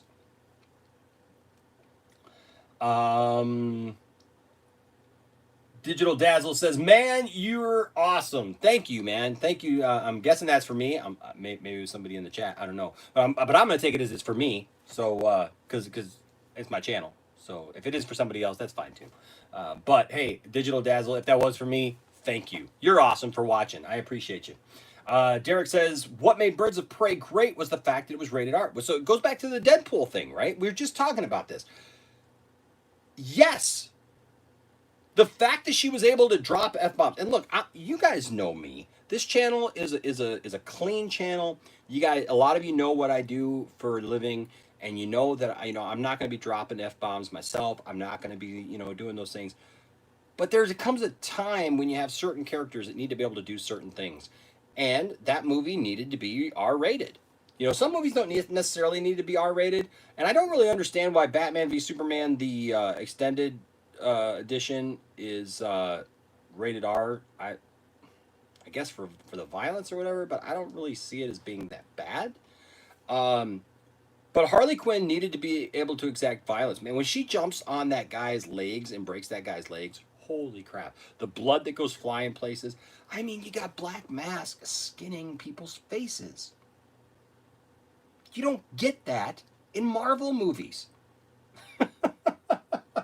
You just don't get it. I would say Black Mask was a better villain than some of the villains in the MCU even. And he's a lower tier villain. You know what I mean? That he's, I know he's a big deal. I know he's Black Mask. Don't get me wrong. But you know what I'm saying? He's not like gonna, like headline Justice League, right? But holy crap. There's some good stuff there, guys. And people are starting to wake up to it. People are honestly starting to wake up to it. They're starting to realize. And that's great. That can only be a good thing. Darth Tasty says, "I enjoyed Birds of Prey. Like you said, it wasn't the best, but it was decent. I don't know if you remember, but you recommended it before I bought tickets. LOL." I do remember that, Darth Tasty. And that, that's things like, I really enjoyed it. I thought it was fun. I thought it was funny.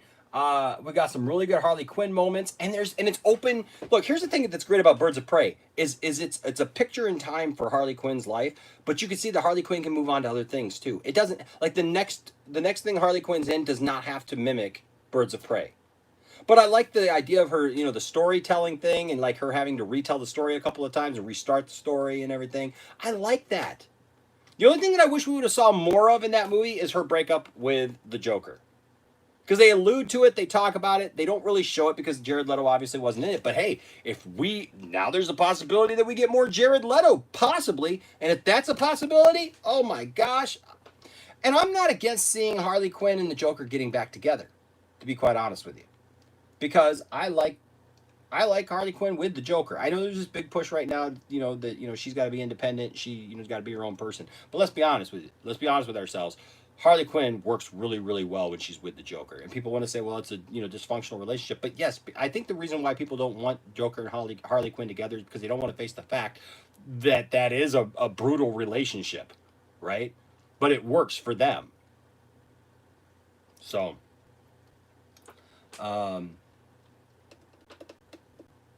Kavari is laughing. Kavari says, who do I have at WB to get a good Green Lantern movie on the big screen? I don't think anybody right now, because WB is really not making those decisions right now. I'd call AT&T.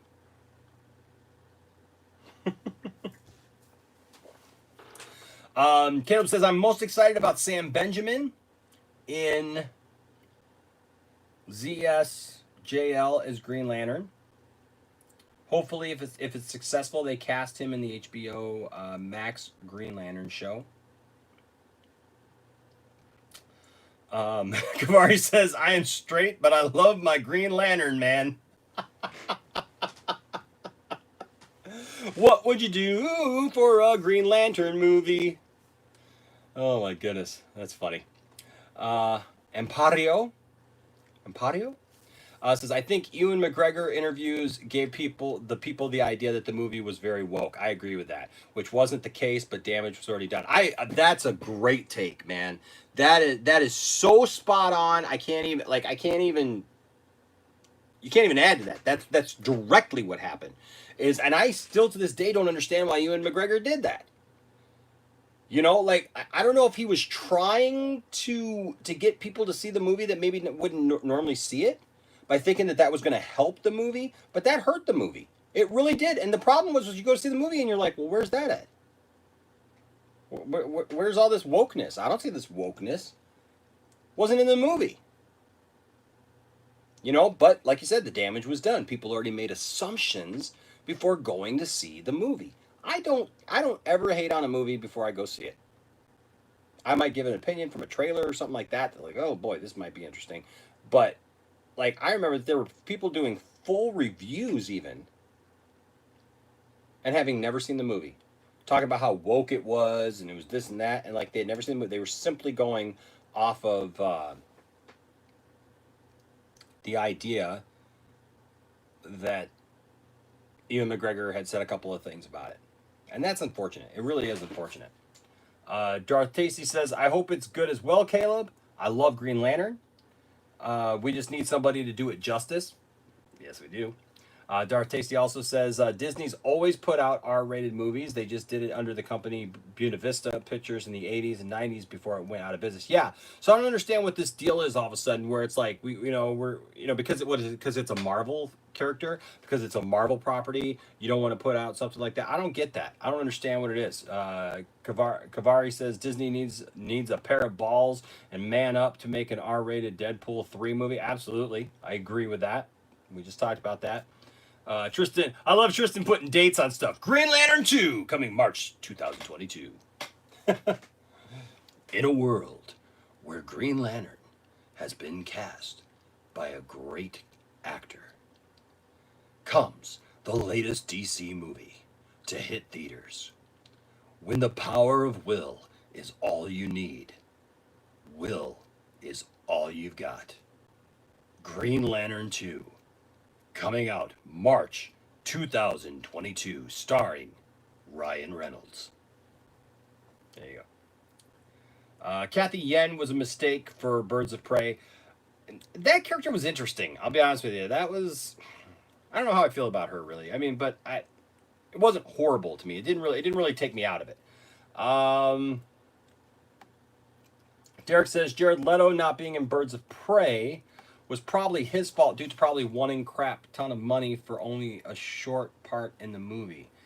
Well, from what I've heard though, that wasn't the case. Jared Leto was willing to do it, but Warner was trying to get away from Jared Leto at that point because of the Joker movie with Joaquin Phoenix and everything. And here's the thing. There's some videos out there on YouTube that get into the debacle that is Warner Brothers and Jared Leto over his performance in Suicide Squad. And to be quite honest with you, Warner Brothers really screwed Jared Leto over. Jared Leto gave his all to that performance, and they cut out most of it. And it wasn't David Ayer, because David Ayer did his best to make it happen, and had a completely different cut of the movie. But Disney just totally messed it up, screwed the pooch, took him out of it. There's so much on the cutting room floor of the Joker from that movie, it's not even funny. And they promised him a lot of stuff, and they basically did not deliver. And then they threw Jared Leto under the bus, and it's not fair. And Jared Leto did what Jared Leto was expected to do, and it's a shame. It's a darn shame that they did it to him, because he did not. He did not deserve that at all. He did not deserve it. Eric Sledge says Jared Leto is a great Joker. I agree. I agree with that. Now, What would you guys think about seeing a Three Jokers movie? I would love to see a Three Jokers movie. Can I get a name, man? Somebody. First person to give $100, we're gonna make a Jared Leto, Joaquin Phoenix, and I don't know who else we could have in there. Who else would we throw in there for a third Joker? I don't know. Man, that'd be a good movie though. But I like Jared Leto. I would just watching Suicide Squad on TNT again. I feel like I'm doing commercials for TNT. It's like, like, like coming soon on TNT. The Joker, the Joker, and the Joker in DC's The Three Jokers. Man. But I just watched Suicide Squad again. Just what he does, what we see of him is fabulous. What I think is funny is so many people have hated on Jared Leto being the Joker, and the number one thing that I hear is not really that he sucks. It's like, well, we didn't see enough of him. So it's really not the fact that he sucked at what he did. Yeah, he looked a little strange. I get it. People weren't ready for that look of the Joker. But the Joker could have many different looks, and they could easily fix that in another movie by saying that like some of those tattoos weren't real, because it'd be totally the Joker to have fake tattoos, and stuff, and just have like a persona that he was doing. They could fix that so easy with Jared Leto and fix his look and all that stuff, and and make him not look like that. So that's neither here nor there. But his performance, man, when that Tiffany and I all the time we quote that beef joke, like, oh, you don't want a beef? Oh, he doesn't want a beef. He's looking for a beef. It was a great scene. I don't know what to tell you, but bring back Jack Nicholson. Here's an interesting scenario. Obviously you can't bring back Heath Ledger, you know, but a multiverse movie with Jared Leto as the Joker, Joaquin Phoenix as the Joker, and starring Jack Nicholson in his return to his most iconic role as the Joker in DC Comics. Three Jokers. Coming July 26th, 2023. Man, that'd be a good movie. Because Jared Leto, he's in his 40s, man, but he comes across as being in his 20s. So you could definitely, the guy looks great. You got to admit, the guy looks great. But can you imagine like that, where you have a Joker who looks like he's in his 20s, a Joker who looks like he's in his like late 30s, early 40s with Joaquin Phoenix, and then a Joker. How old is I don't even know how old Jack Nicholson is now, but he's gotten pretty old. But can you imagine? That'd be a great movie for sure. Let's see. We got a few more here.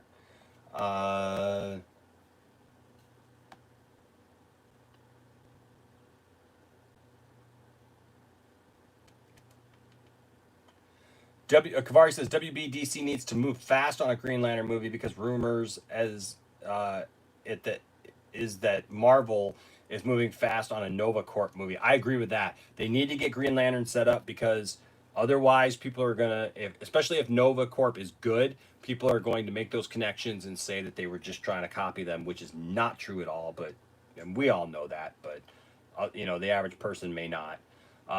Kavari asks, do you think James Wan is a good pick for Justice League 2?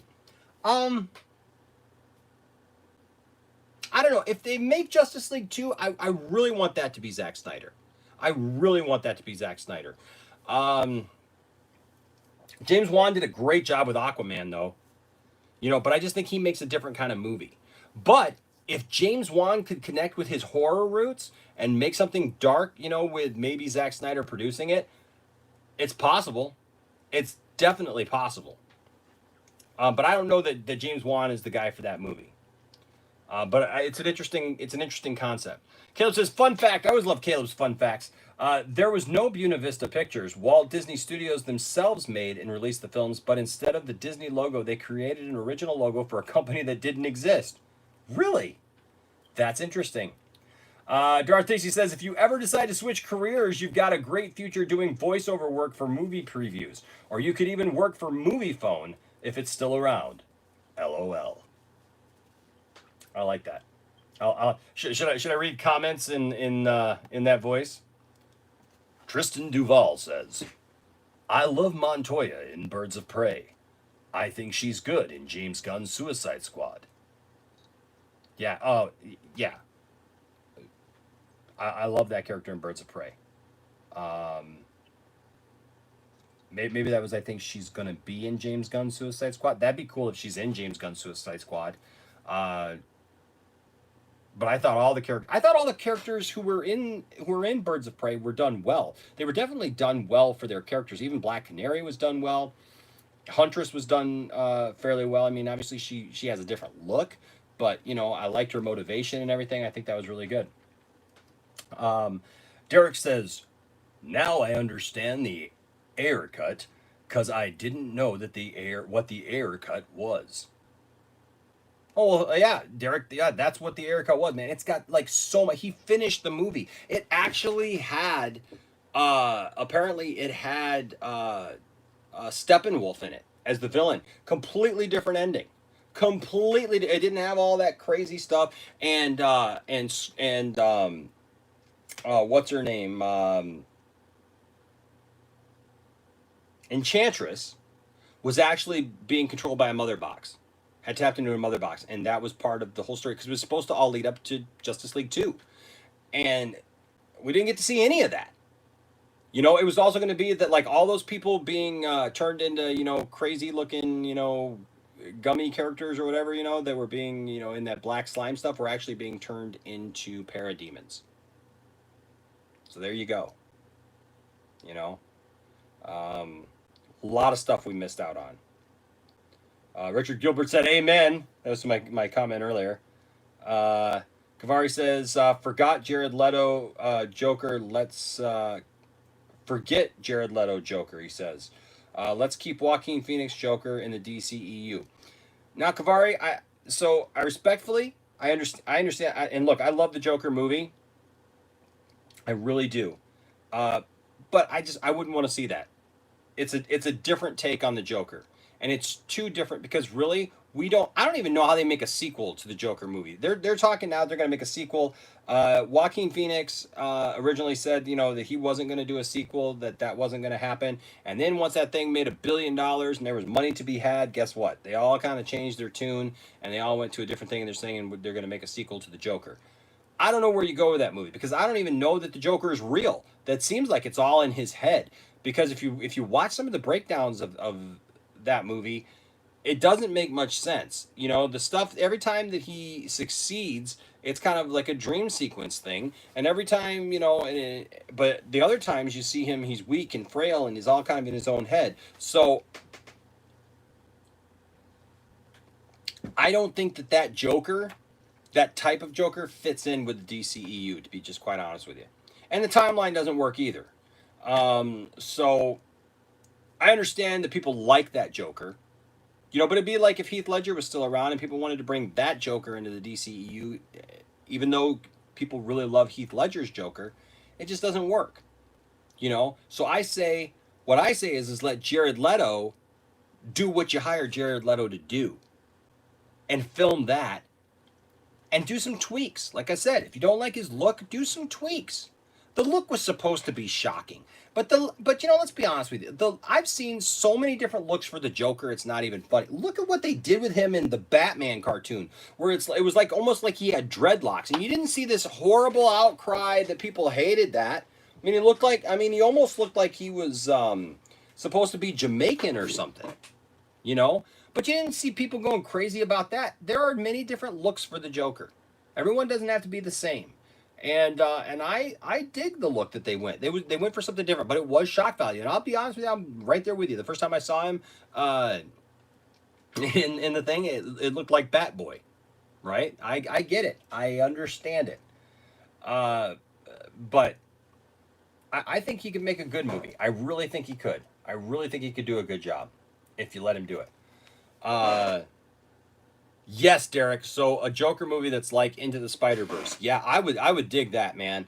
Um, I think that'd be cool because especially once we get this comic story done about the three Jokers, and we understand what that concept is, why not follow it up with a movie? That would be so cool. The Truth 31 says Ben Affleck is looking fit these days. Just saying, I know, right? And people are like, yeah, but do you really want Ben Affleck to go back to being Batman? I mean, it ruined his life, and he didn't become all that because of Batman. He had marital problems, he had other stresses going on, and I tell you what, it did not help that Warner Brothers was screwing up Justice League at the time. And screwing up everything, and then all the fans harping on him all the time, and doing the little sad, Ben Affleck memes and all that stuff, and because Ben Affleck loves Batman, and you can tell. Watch the new Jay and Silent Bob movie. He's got a whole speech in there, and he talks about being Batman and stuff. It's not Batman that Ben doesn't want to be. Ben just needed to get healthy. So yeah, I would be fine with seeing Ben Affleck come back and be Batman and being the older Batman and all that stuff because I think he can do it, and I don't think that it's going to send him in a spiral back. He's going to be in other movies. Are we going to say that every movie that Ben Affleck does from here on now is going to put him in a spiral, or is it just the Batman character that makes him drink? Come on.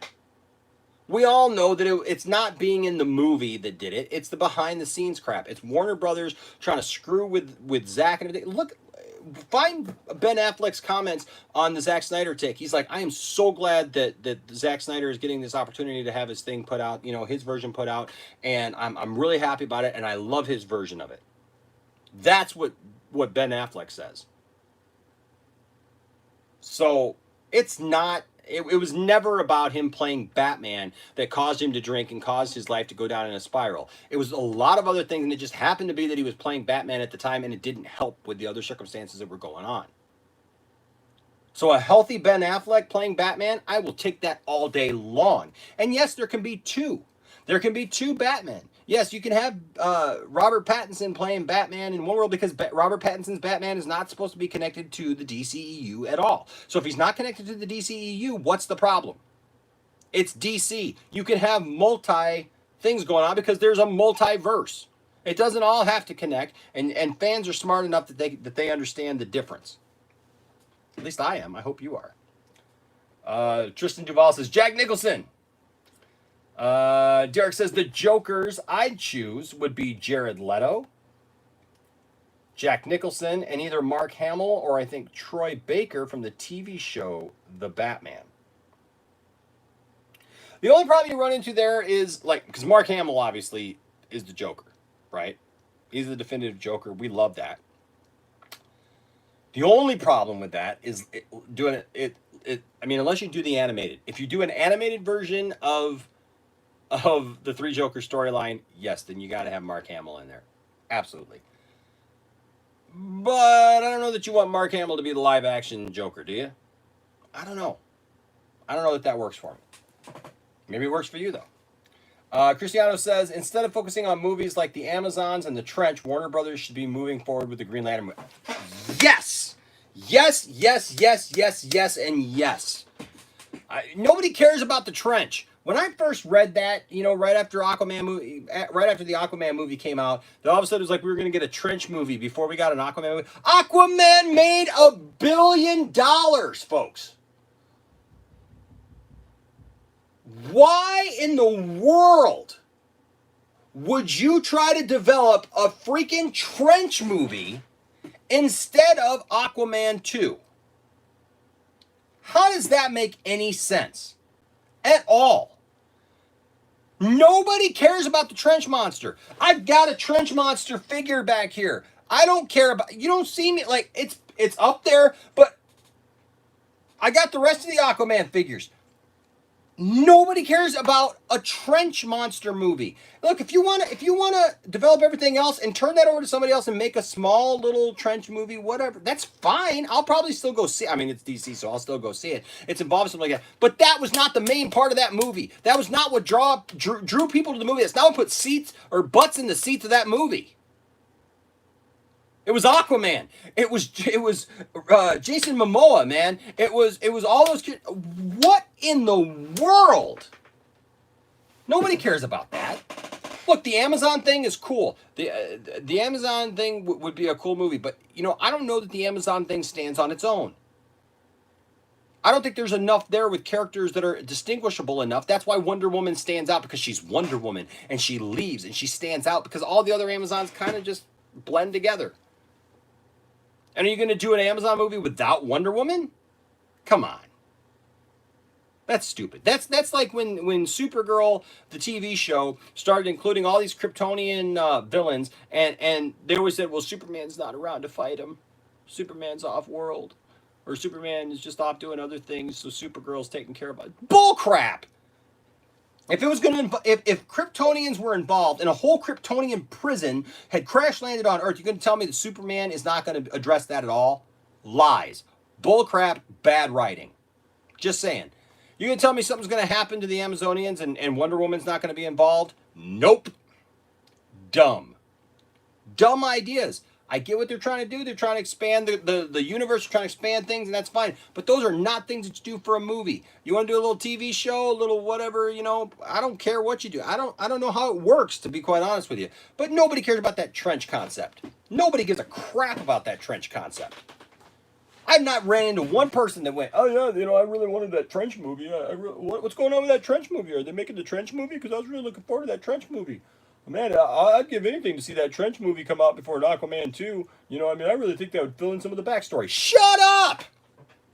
That is not on my radar at all. If that ever comes out, fine, I'll go see it. But please do not put precedence on the trench movie or Amazon's instead of the main characters. Get the main characters right. This is the problem that we have.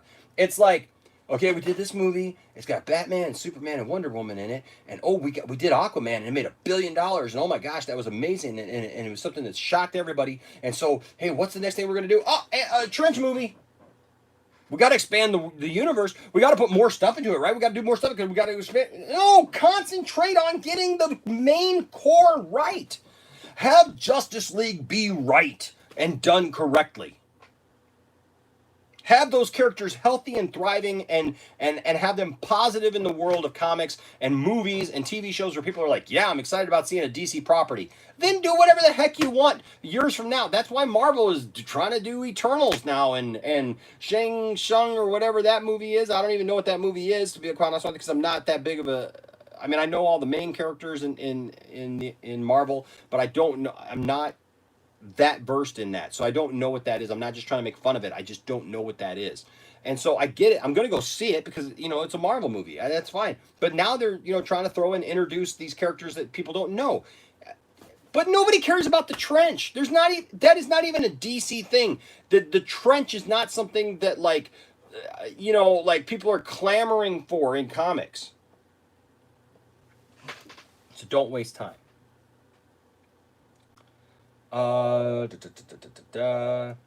Tristan says Christian Bale versus Joaquin Phoenix, or Joaquin, Jack, and Jared. That'd be an interesting movie. What if you have how about this? What if you have a team up movie? This is total fan service. This is total fanboying out here, and we can do that, Tristan. You and me, all right? We can talk about this. Joaquin Phoenix, Jack Nicholson, Jared Leto as the Jokers, but twist. There's also 3 Batmans.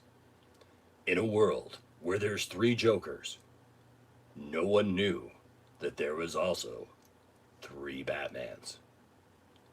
Coming July 2024, Batmans versus Jokers. B versus J? I don't know. But you do Christian Bale as Batman. It's a funny concept. Christian Bale as Batman. Oh man, I'm sorry. It's just too funny. It's just my head is just my head is just thinking about Christian Bale as Ben Affleck. Christian Bale as Batman. Ben Affleck as Batman, and returning to his iconic role, Michael Keaton as Batman. Versus Joaquin Phoenix, Jack Nicholson and Jared Leto as the Joker. B versus J. BVJ. Jack Nicholson is 66. Thank you, Darth Tasty. Love it when we have fact checkers. Cristiano, when do you think we're going to get a trailer for the Suicide Squad? I hope soon, Cristiano. But you know, it's hard to tell right now with everything that's going on. Everything's been pushed back so far. The movie doesn't come out till next year. So, you know, I mean, it's going to be after the first of the year sometime. We're not going to get, we may get a teaser, something, but because everything got shut down, no Comic Cons, no, you know, any of that stuff this year. So I just think it gets pushed back and back and back and back.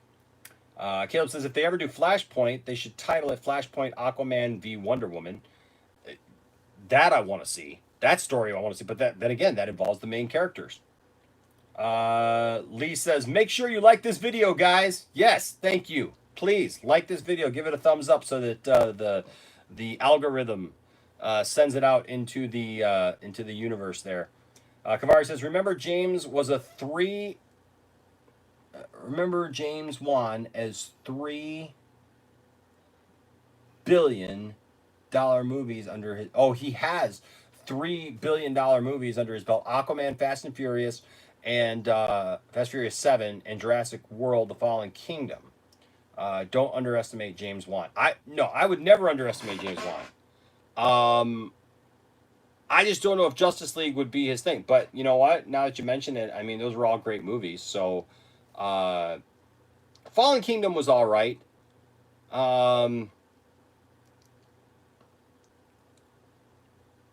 But yeah, I mean, he's a great director. If they announce tomorrow that he's directing Justice League 2, I'm not gonna be mad about it because I like James Wan. I've liked James Wan since he's been doing horror movies, you know, and I think that he brings a unique take to it doing that. Darth Tasty says Disney Studios are located on Buena Vista Street in California. I actually took a tour of it when I was a kid. I didn't realize it was just a name though. Yeah, I never realized that either, man. Darth Tasty says, I hate my phone. It keeps removing messages. I was wondering about that. They keep getting retracted. I don't know why, man. I know I'm not doing it. Sorry about that. Eric Sledge says, super stupid phone. Empario says, I love the Joker, but it's just a drama movie with a known character, not a comics movie. I don't feel it will fit into the DC universe. That's how I feel about it, too. It's a great movie, but it doesn't have to necessarily be the Joker. You know what I mean? It's just a really good movie, and I think that that's why that movie was nominated and did the things that it did, is because it's just a really good movie. It just happens to be about the Joker, but it doesn't really fit into Joker lore. It doesn't really fit into comic books lore. It's its own thing. It's its own separate thing, and so because of that, I just couldn't see it fitting in the DCU either, because the DCEU is more comic books driven. Caleb says, and the fact that the fans were very impatient with him in terms of waiting for his Batman movie. I remember he was doing his gangster movie, and all he was asked was, when is Batman coming out?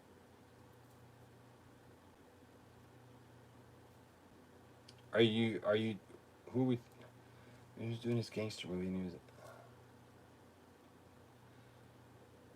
Are you talking about Christian Bale? Who are we talking about there? Eric says Leto is underrated. I totally agree with that. Absolutely. Derek says, I really want to see a live-action Batman Beyond movie and have Michael Keaton play as old Bruce. Absolutely. Absolutely.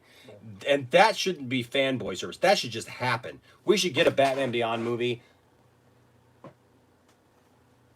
and Michael Keaton. Michael Keaton needs to play that role. He is the right age. He has the right look. It writes itself. I mean, it's right there. It's right there for you. Ben Affleck has a new girlfriend, Tristan says. Has a new girlfriend now, and she's going to be in a movie with him. Really? Well, I hope the best for him. You know, I mean, it's sad for anybody to go through that. I've been through a divorce myself. It sucks. You know, Tiffany and I had both been down that route. It was both stuff we didn't want, and it happened, and, you know, you can't change that. But you got to be able to pick up the pieces and move on with your life, for sure. Kavari asked, would you be cool with JJ taking over DCEU? So I'm just a little hesitant. My only hesitation with JJ really is, I know, and it's the reason for doing this video, is will the fans accept that? Or are we go? I just don't want any more drama with my DC properties. Does that make sense? I don't really have a problem with JJ Abrams. I have a problem with the baggage now that he brings after having done Star Wars. Because you can't please everybody. And it was never going to happen. People were never going to be happy with Star Wars. No matter the Star Wars sequels, nobody was going to be happy with it. Just doesn't happen.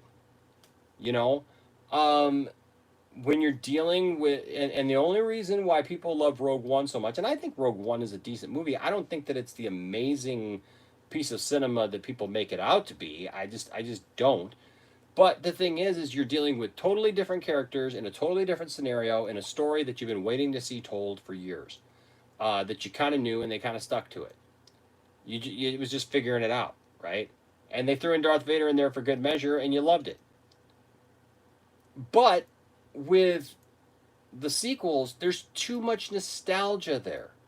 That people wanted the sequels. People wanted any sequels of the original trilogy to just, let's just be honest. Can we just be honest and say people wanted that to be Han, Luke, and Leia? And I understand why. And a part of me even wants it to be Han, Luke, and Leia. But Han, Luke, and Leia were not young anymore. And you couldn't see them gallivanting the galaxy anymore.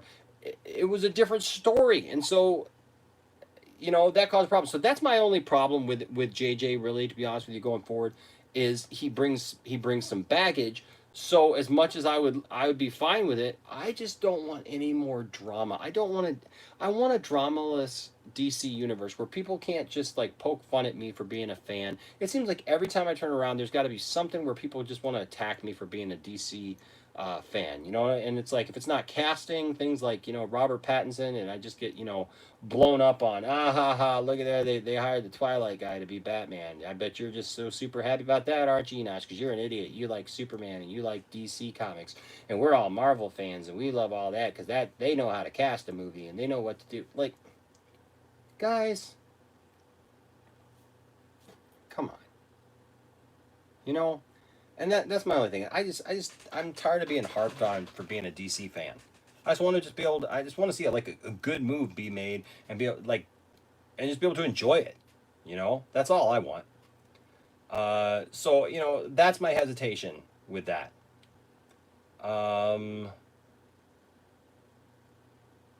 Darth Tasty likes the idea of the live action Batman Beyond movie. Eric does not like the idea of JJ taking over the DCEU. Tristan says, rumored that Johnny Depp will be Joker in Matt Reeves' Batman trilogy. That would be interesting. I can see Johnny Depp doing it, for sure. I can see Johnny Depp being Joker.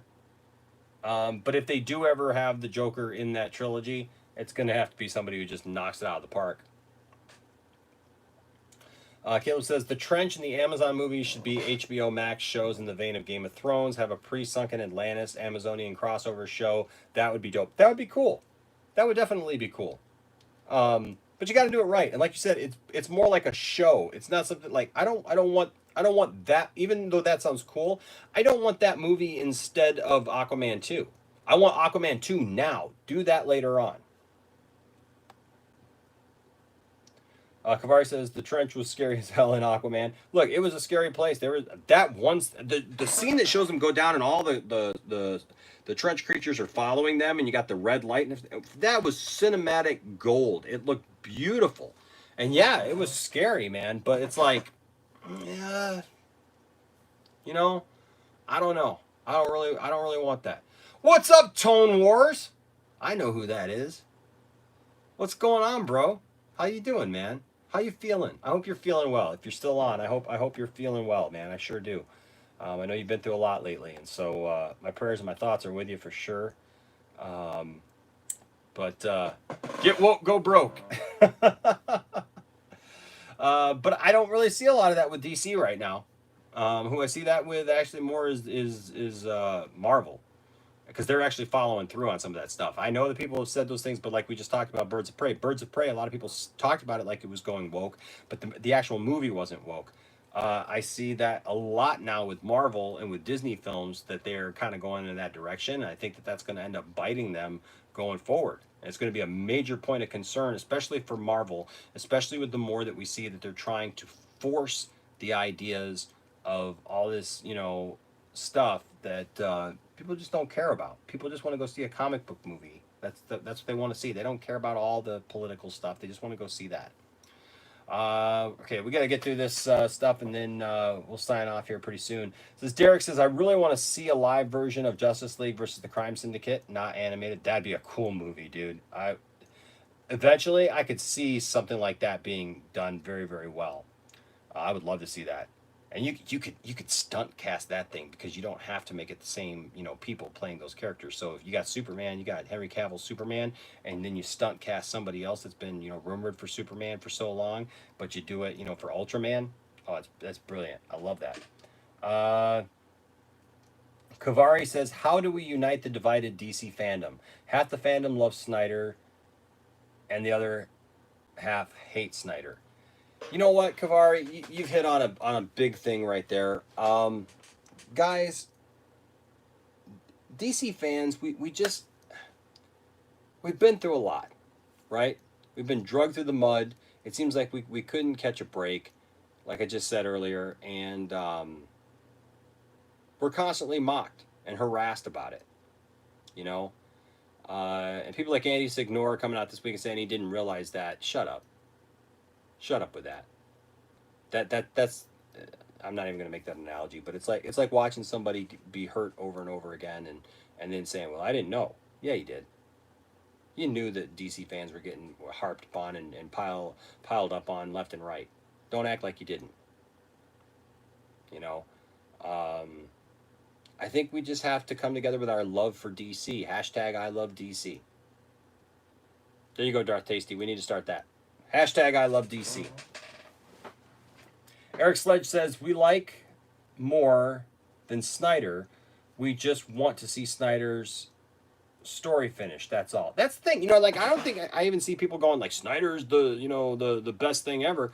It's just we want to see Snyder's take. We want to see him finish off what he did because we don't think it's fair that he didn't get to finish it. That's a really good take, Eric.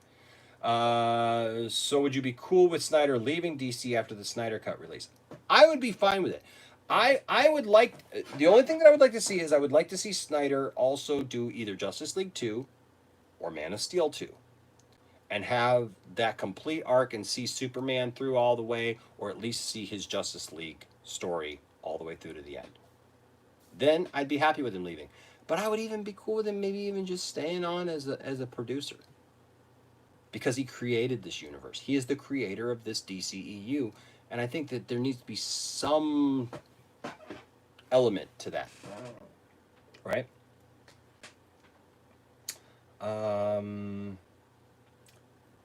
Change Ben Affleck to Val Kilmer, and you got yourself a deal. That's funny. I don't know if we'd want to see Val Kilmer, though, as Batman right now.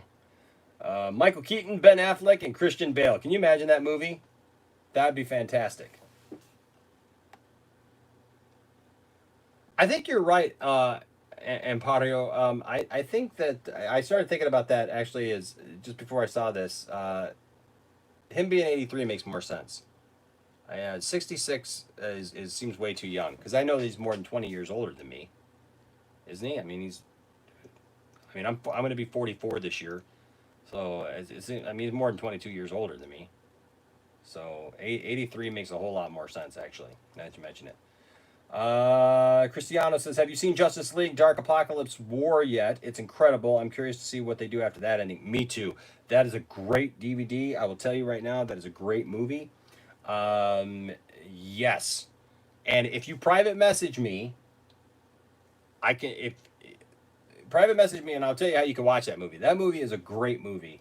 I don't want to put that out on, into the main world here, but if you message me via social media, follow me on social media, either the site or whatever. And if you haven't seen that, because if you're a DC fan, you got to see that. You got to see it. And it's going to be something that you're going to want to buy because it's a fabulous movie. And it actually reminds me a lot about how Zack Snyder talks about what his original vision for Justice League was, because a lot of the same stuff happens. Ben Affleck is Batman. Jared Leto. I can talk. I can talk. It's 11:30 at night on a Friday. Ben Affleck is Batman. Jared Leto is Joker. Michael Keaton is Batman. Joaquin Phoenix as Joker. Christian Bale as Batman. Jack Nicholson as Joker. And introducing Robert Pattinson as Batman. BVJ. Snyder Cut trailer coming soon to a YouTube channel near you. Yes, as soon as that comes out, man, we're going to be all over that, and we're going to be talking about that for sure. Absolutely. Caleb says, I was talking about Ben Affleck. Ben was directing and self-funding an awesome gangster movie. Oh, okay, that's what you're talking about. And the fans turned on him for not prioritizing his Batman movie at the time. Yeah, but I think there was a lot of stuff going on behind the scenes there that was keeping that movie from happening as well. And so I get it, but unfortunately it just caused way too much stuff going on. Do you think Snyder showing Darkseid so early in the DCEU is a waste? No, I think anything that we see right now is going to prime people for the release of the Snyder Cut. And if people start seeing this stuff, that Darkseid is in there, because one of the things that I've been seeing that I think really needs to be addressed and put out there is I see people saying, well, who cares about the Snyder Cut? We've already seen this movie. It sucked the first time. It's going to suck the second time. You don't understand that this movie is a completely different movie. Zach even said in the live stream that he did, he said only about 25% of my movie is in that movie. That means 75% of that movie is different. I've seen people talking about Zack Snyder's Justice League, and they don't understand that Superman doesn't have a digitally removed mustache in Zack Snyder's movie. You get that? We just did a council, a Poindexter council. Go watch it. Go watch it. Please watch it. We need you to watch it anyways, but go watch it. Because we talk about that, like what we want to see in Zack Snyder, but we talk about what's not going to be in there anymore. There's a lot of stuff, even stuff that I like the Flash versus Superman at the end of the movie. That was not shot by Zack Snyder. That was shot by Joss Whedon. Joss Whedon wrote 80 pages of new script for that movie. So guess what? It's going to be a completely different movie. They were talking about the legal ramifications of the movie, is that they've had to basically identify it almost as a different movie because they got to pay everybody again. They got to pay all these people for it. That's why now they're talking about that it's costing almost $70 million instead of 20 to 30. I mean, the head of Warner Brothers came out and said, I wish that it was just costing $20 to $30 million because they've had to renegotiate contracts. They've had to re-enlist things. I mean, get people back. They've got the unions that they have to deal with and all that stuff. There's all kinds of legal ramifications for this movie because it's a completely different movie than the Justice League that we know. So if you're sitting there thinking that it's going to just be the same thing and it's just going to suck because, it's the same movie, like, it's blah, blah, blah, blah. No, it's a different movie. Get it through your head. It's a different movie. So, and I wasn't saying that to you, Kavari. I'm just saying, like, so when we talk about Darkseid, like, to see Darkseid, I think it just drives home the point that, guess what? You're going to see something you didn't see before. You're getting something new, right? You're getting something fresh. You're going to want to get HBO Max when it comes out because you're going to want to see this. You're going to want to see Darkseid in action. And it's going to be exciting. For sure it's going to be exciting.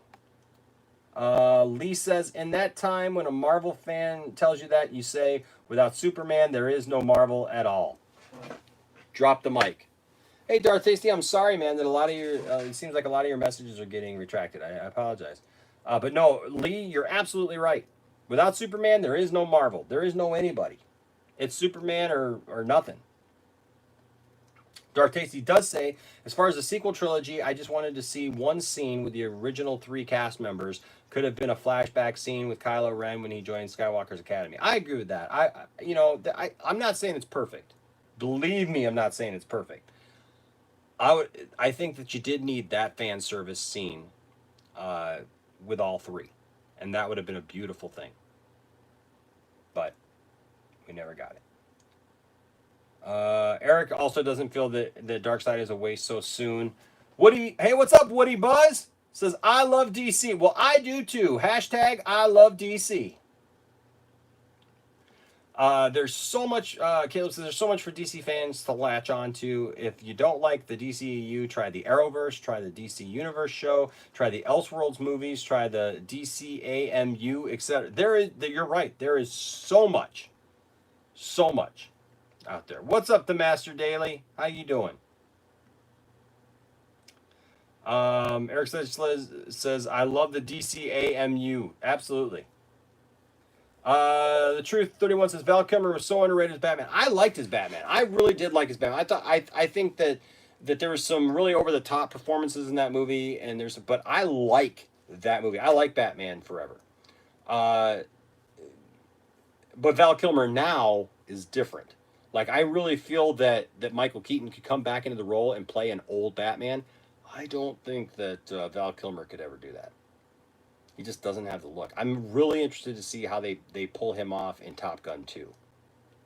Really interested and curious.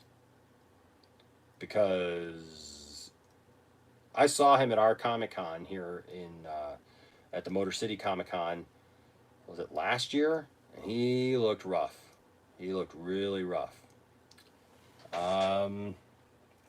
Kavari says, honestly, my opinion is after the Snyder Cut is released, he should leave DC and allow the DC fandom to heal. If he stays at DC, the fandom will never be united. That's possible. That's definitely possible. But, time will tell. Time will definitely tell. It depends. I mean, because dude, if this blows up and becomes what people feel is canon, and people feel that this was an amazing, amazing choice and that this was a great movie, it could change things, and that's why we kind of got to wait and see, because this could really change the whole direction of the DCEU and kind of right the ship, as it were, because we haven't seen Zack Snyder's vision. We haven't seen David Ayer's vision. We don't know what those original movies were supposed to be before WB meddled in it. So we just got to wait. Master Day says, you can do this if you want to, but can you talk a little bit about the MCU? Because I love the MCU, and for the DCEU, it's okay. But for the Snyder Cut, when's that going to be released? I will also love. So, Master Daily, we're not really talking about MCU tonight. That's why we're talking about, JJ Abrams possibly leading a new Superman movie with Henry Cavill. We're talking about the DCEU because that's what the discussion is. But there is not a release date yet for the Snyder Cut. We just know it's coming 2021. That's all we know so far. We're waiting for it, for sure. Lee says, when you have time, send me a message on Facebook to let me know when you think you want to start the giveaways. Peace out. Gotta go, man. All right, Lee. Yeah, you know what? And I think that's a good place to end. And Lee, it'll probably be, once I get the comics that you send, we'll figure out when we want to do that. But don't forget, for the Patreon supporters, if you support the Patreon this month, even $1, you're in the running for this Weird Al DVD, and it's a great movie. I love this thing. I might have to watch this thing this weekend because it's super funny. If you like Weird Al, I love Weird Al. I'm a big Weird Al fan. So, guys, thank you for joining me tonight. This was a lot of fun. I always love doing live streams with you guys. You guys are great. Tell all your friends. Share this video on your social media if you would. It would really help the channel. Really be appreciated. To tell other people that, we have a great nerd family here, and I'm very thankful for you guys. You guys are great. Thank you to those who gave super chats. You guys are awesome, and you bring out the fun in me, and I appreciate that. And so at the end of the day, JJ Abrams is at Warner Brothers, and I'm intrigued to see what they do with him, because there's been a lot of talk of what he may or may not bring to the table as far as DC. And it looks, though, like we're probably going to get JJ Abrams involved at some point with Superman, whether it be producing, whether it be writing, or whether it be directing, or all three, or any combination of that. And I really hope against hope that they don't screw that up, and that Henry Cavill is that Superman, and that Henry Cavill, picks up the cape and flies with it and makes it something great. So, and I hope that we can all accept that, and we can all grow and treat each other right, and that the fans unite over this. All right, guys. Until next time, my name is Enosh, aka Enosh Vet, and saying I love you all, and I appreciate all of you very much. Stay nerdy, and we'll see you next time. Bye-bye.